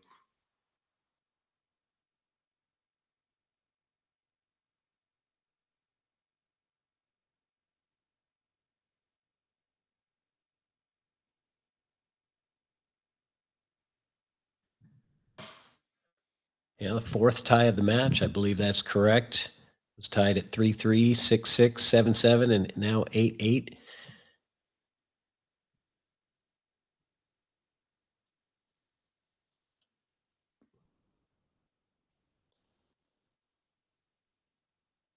One exited quickly. Good connection on the rack. Great spread.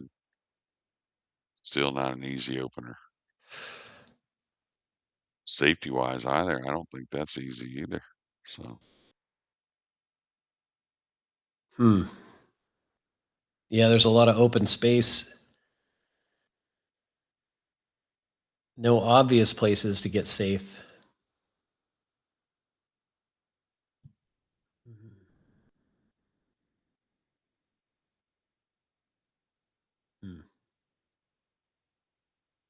Can you tuck the cue behind the 7? Is it too delicate? But It's pretty delicate, I'll tell you, to try and kill that. yeah.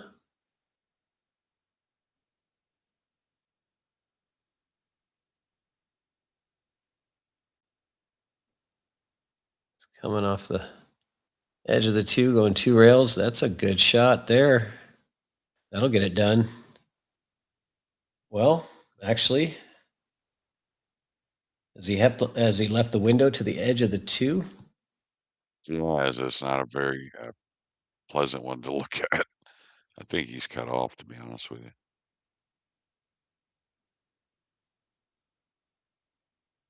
Yep. Back to the air for Chang.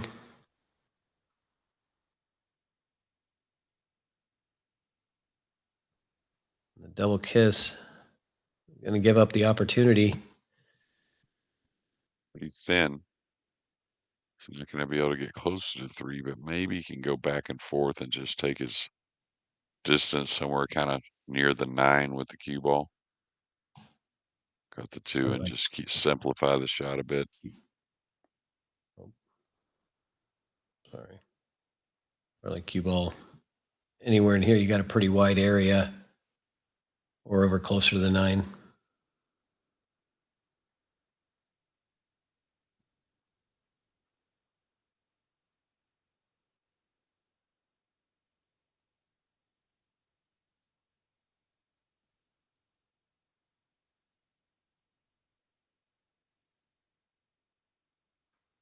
Good shot.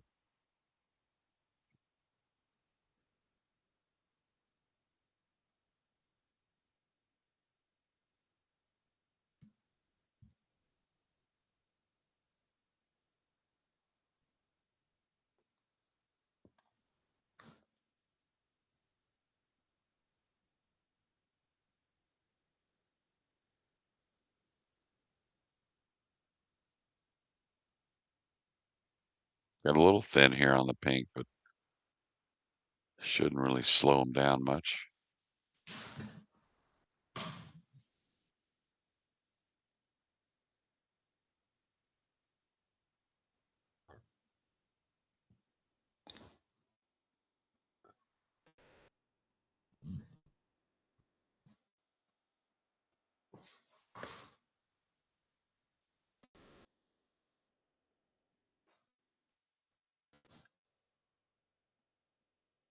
Come back here. I'm sure he's could go forward for the 6 on the side as well.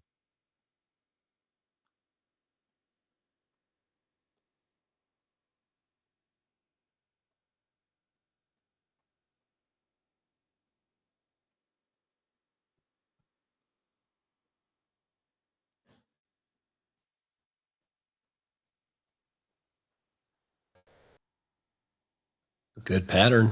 It's got the perfect angle. Get flat on the 8.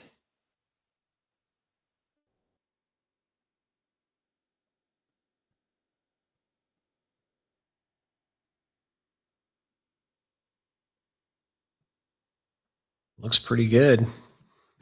Yeah, it's just going to be a little further away from the 9. Maybe somewhere where he's at now, a little further than that, possibly.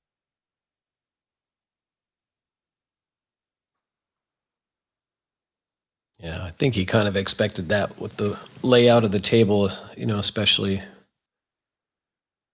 where the 8 and 9 were.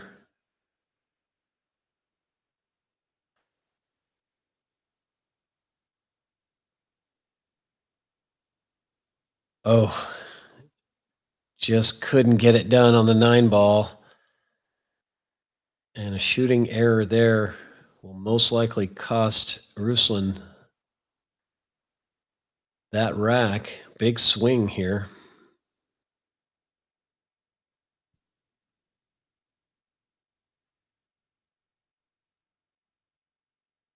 I like how Chang using up his time that he has. It's like you don't expect to come to the table. You weren't expecting to come to the table. And so it's kind of a shock when you get up there. It's good to take that extra time if you have it.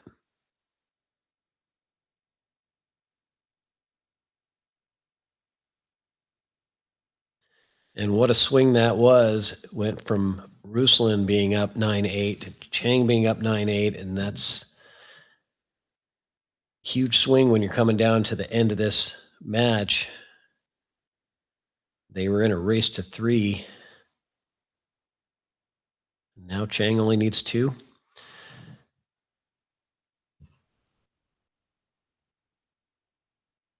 So Jeremy, somebody was asking about the wristband. You were mentioning that before earlier. That RUSLAN members. Yeah, it's just he's always worn just a regular wristband. Let's see, it said something about an apparatus to keep his wrist straight. No, nothing to do with that. I don't think that's legal anyways. So it's just like a regular wristband like you'd wear playing tennis or something like that. Something that makes him comfortable. That's right. Yeah. Yeah, for one reason or another. Yeah. Maybe the weight of it.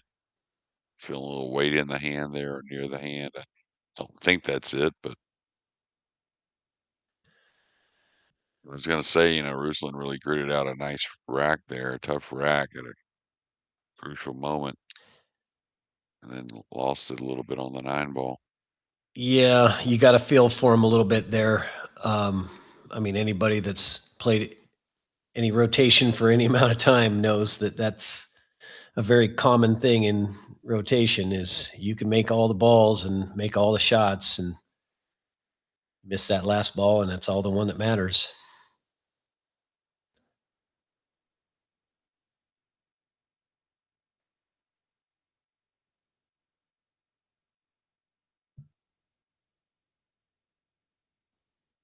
Kind of looked like he lost the cue ball off the rack a little bit on that one. Ruslan's going to get another chance to make up for that mistake. Well, and this is what you were talking about when he was younger, as being a little bit more difficult to come off of the mistakes and turn it around. Let's see what he can do here.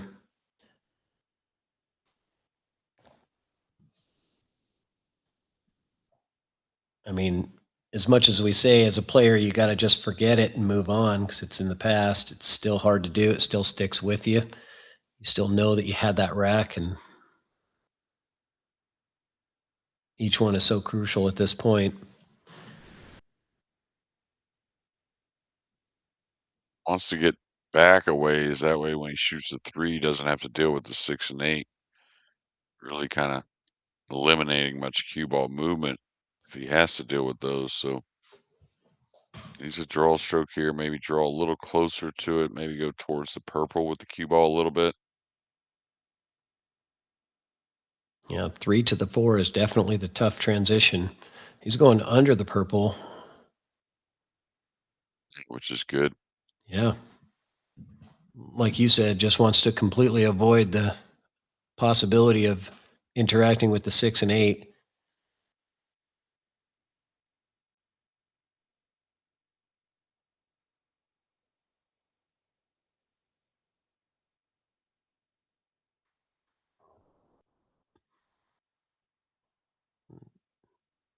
So you going to play the 4 on the side then? A little bump on the 7 has made the 7 to the 8 a little more difficult for later on. He's got to probably get nice and kind of straightish on the 7 and probably not too far from it to get easily back for the 8. Yeah, good observation there. Looking ahead. That's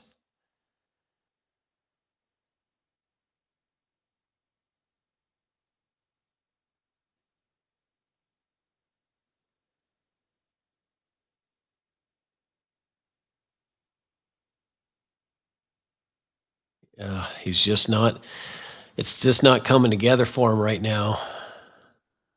Kind of rubbing his eyes. Hair mental.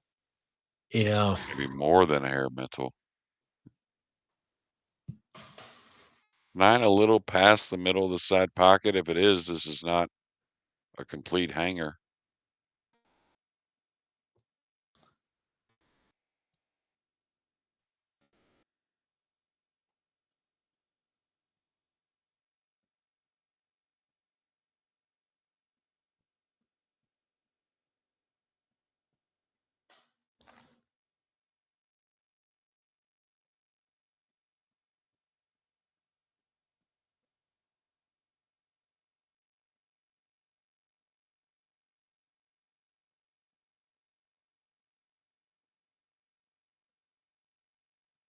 Oh, and you got both of them. Yep. There it goes. I knew that was a possibility, but he was only focused on the 5 ball and getting the draw shot to the 6, which he executed perfectly. Out 2-game lead after just getting his first lead a moment ago. Yeah, a moment ago it was looking like it was going to be 9-8 Ruslan, and now it's 10-8 Chang. What a huge swing. Couple of racks there, a couple of mistakes. From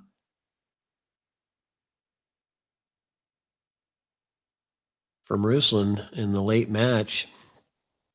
Like I said, it seemed like he started off the match playing very strong. Position seemed to be pinpoint accurate and making difficult shots.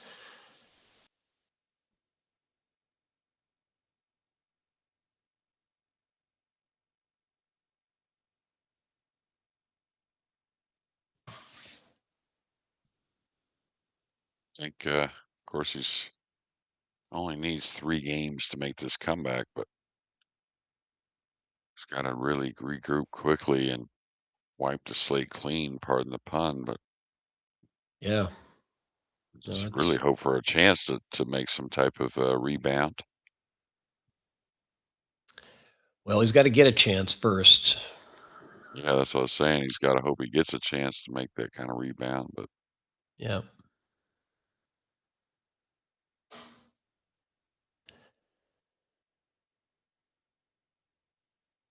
One positive for him right now is Chang has not been breaking that well. Most of the breaks have not been that successful anyway, as far as the one going in predictably. See if he can make the adjustment. mind moving out of there. I don't think it's always the players. I really don't. And mine has been pushing out of the back of the rack quite often.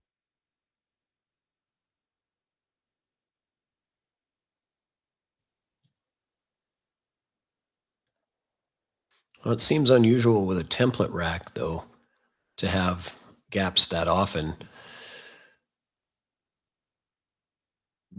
But the way they settle, they can kind of settle on the divot a little bit. And it's a Yeah. weird thing. It's like you got to be careful if you keep touching them. You kind of, it's almost like you make them toggle a little bit. I don't know how to explain it, but see it a little more often than you would think. But nice shot there. Wow. He hit that about as soft as you could hit a ball. And he's got to work hard though, from the 4 to the 5 to the 5 to the 6 and back for the 7. So Nothing it's not easy. easy. Yeah. Yeah. And 4 to the 5, the 9 seems like it's kind of in your path to swing it over. Yeah, it looks like he's going to have to maybe draw it, try and like, create a little movement to the left, but with the draw. I think so, anyways. Could highball it with a little left. Oh, Yeah, like that. you called it. Yeah, the high ball, I think, runs you into the 9 and gets you in trouble. And this is a nice angle to get over to the 6. Good draw stroke. This is the worrying shot if you're a Ruslan fan at the moment. Already got it, but he's going to get thin on the 6 a bit. So not out of the woods, just a Yeah. little bit of a struggle here at the end of this match. Kind of overcut that ball just a little bit, hitting it a little too thin. Hits that a little fuller, it still goes in and gets much better shape on the 6.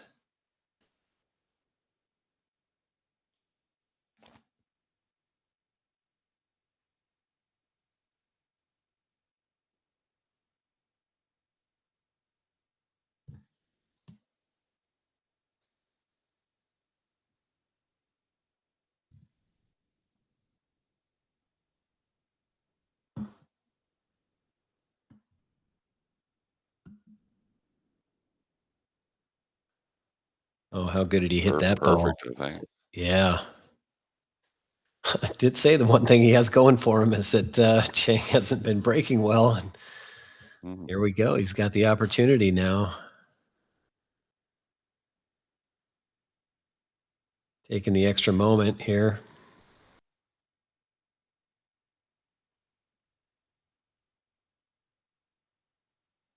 Uh, This has gotten on the 50 from nowhere. yeah, from nowhere. Exactly. That was, it seems so unexpected. Go 3 rails. I mean, type of shot whenever you're just kind of hitting balls. This feels like, a good one for you. No problem at all. Look at this. How's that for a recovery shot, Jeremy? Like, I mean,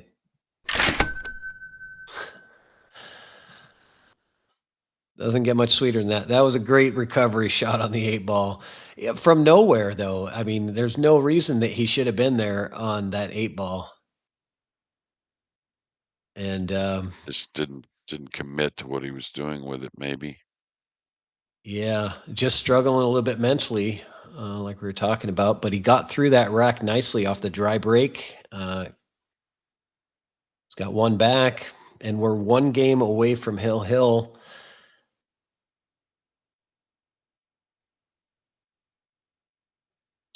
Let's see what Ruslan can do with his break.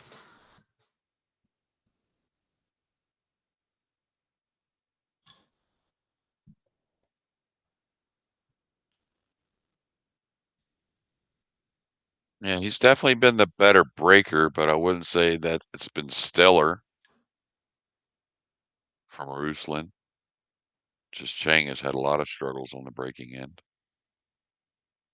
Figure whoever goes on to win this match has really got to pick it up, probably. Just what Jonas did in his semifinal. He had to have broken the balls really well.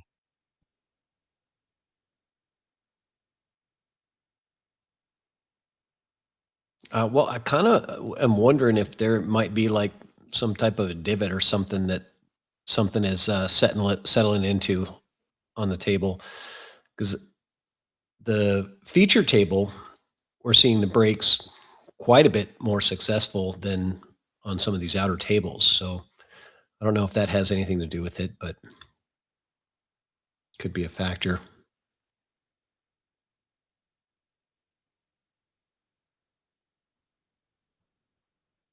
One does not go, and this one looks dry. It is. Not a great opportunity to get started. Well,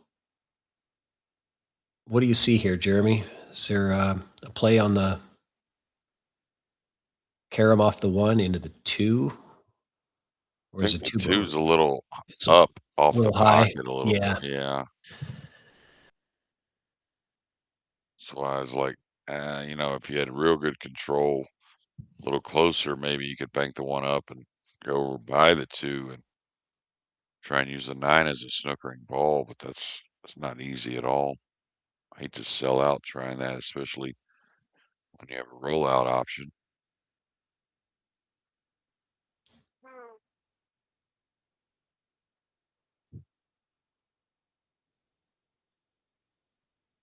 What is he looking at here? I think a push out is all.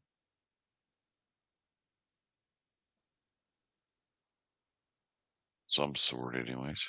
Yeah, it's kind of, yeah, I think you're right. I think he's deciding whether or not he should take the shot from here or push out. Yeah, he's going to push out.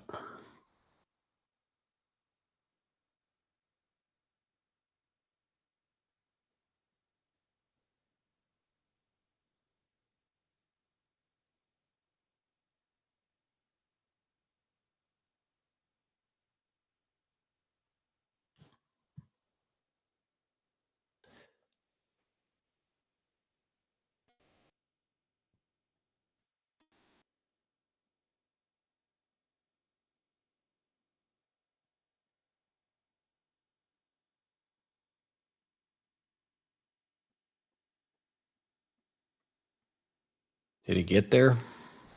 Nah, you definitely can see some of it, I believe. Maybe not. He's looking at the kick. Yeah. I mean, if he doesn't have a piece of it, he guaranteed has a one rail to it, which is more than you want to give up in that situation. The cue ball rolls a little bit further, you force him into a two rail kick situation.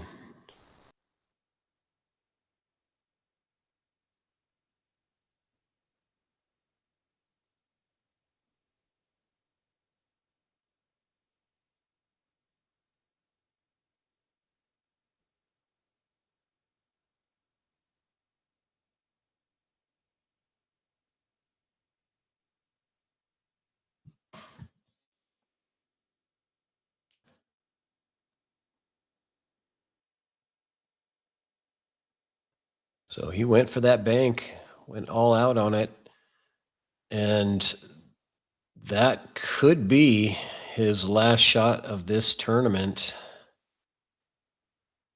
If Chang holds on here and is able to clear the table, which looks like most of the balls are pretty available. He's got some work going up and down the table, you know, the 4 to the 5, the 6 is there, but then the 7 to the 7 to 8. the So, 8. Yeah. but they're definitely playable. And I would have went for the bank as well if I was Ruslan. I think Yeah, you I would have don't think seen it was a Chang. bad shot. Yeah, I think you would have seen his opponent do the same, Chang.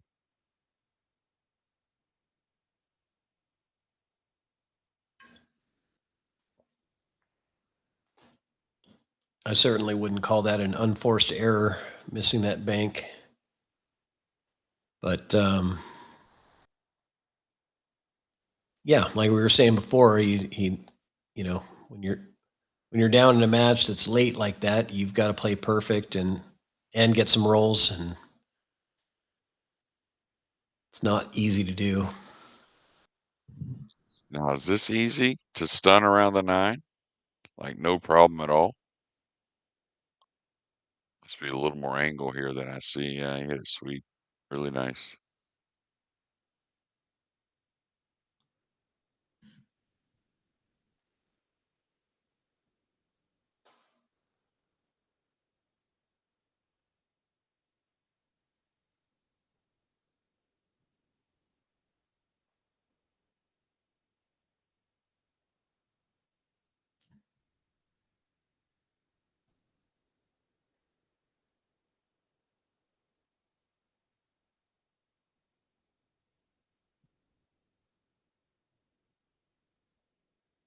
Nice. Held a perfect angle.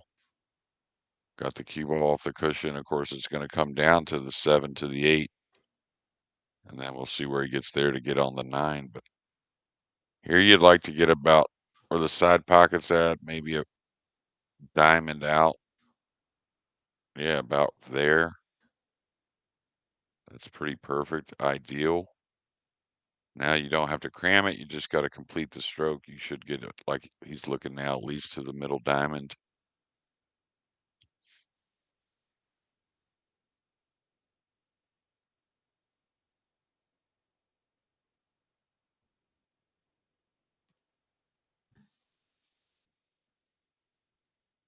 It's pretty pure.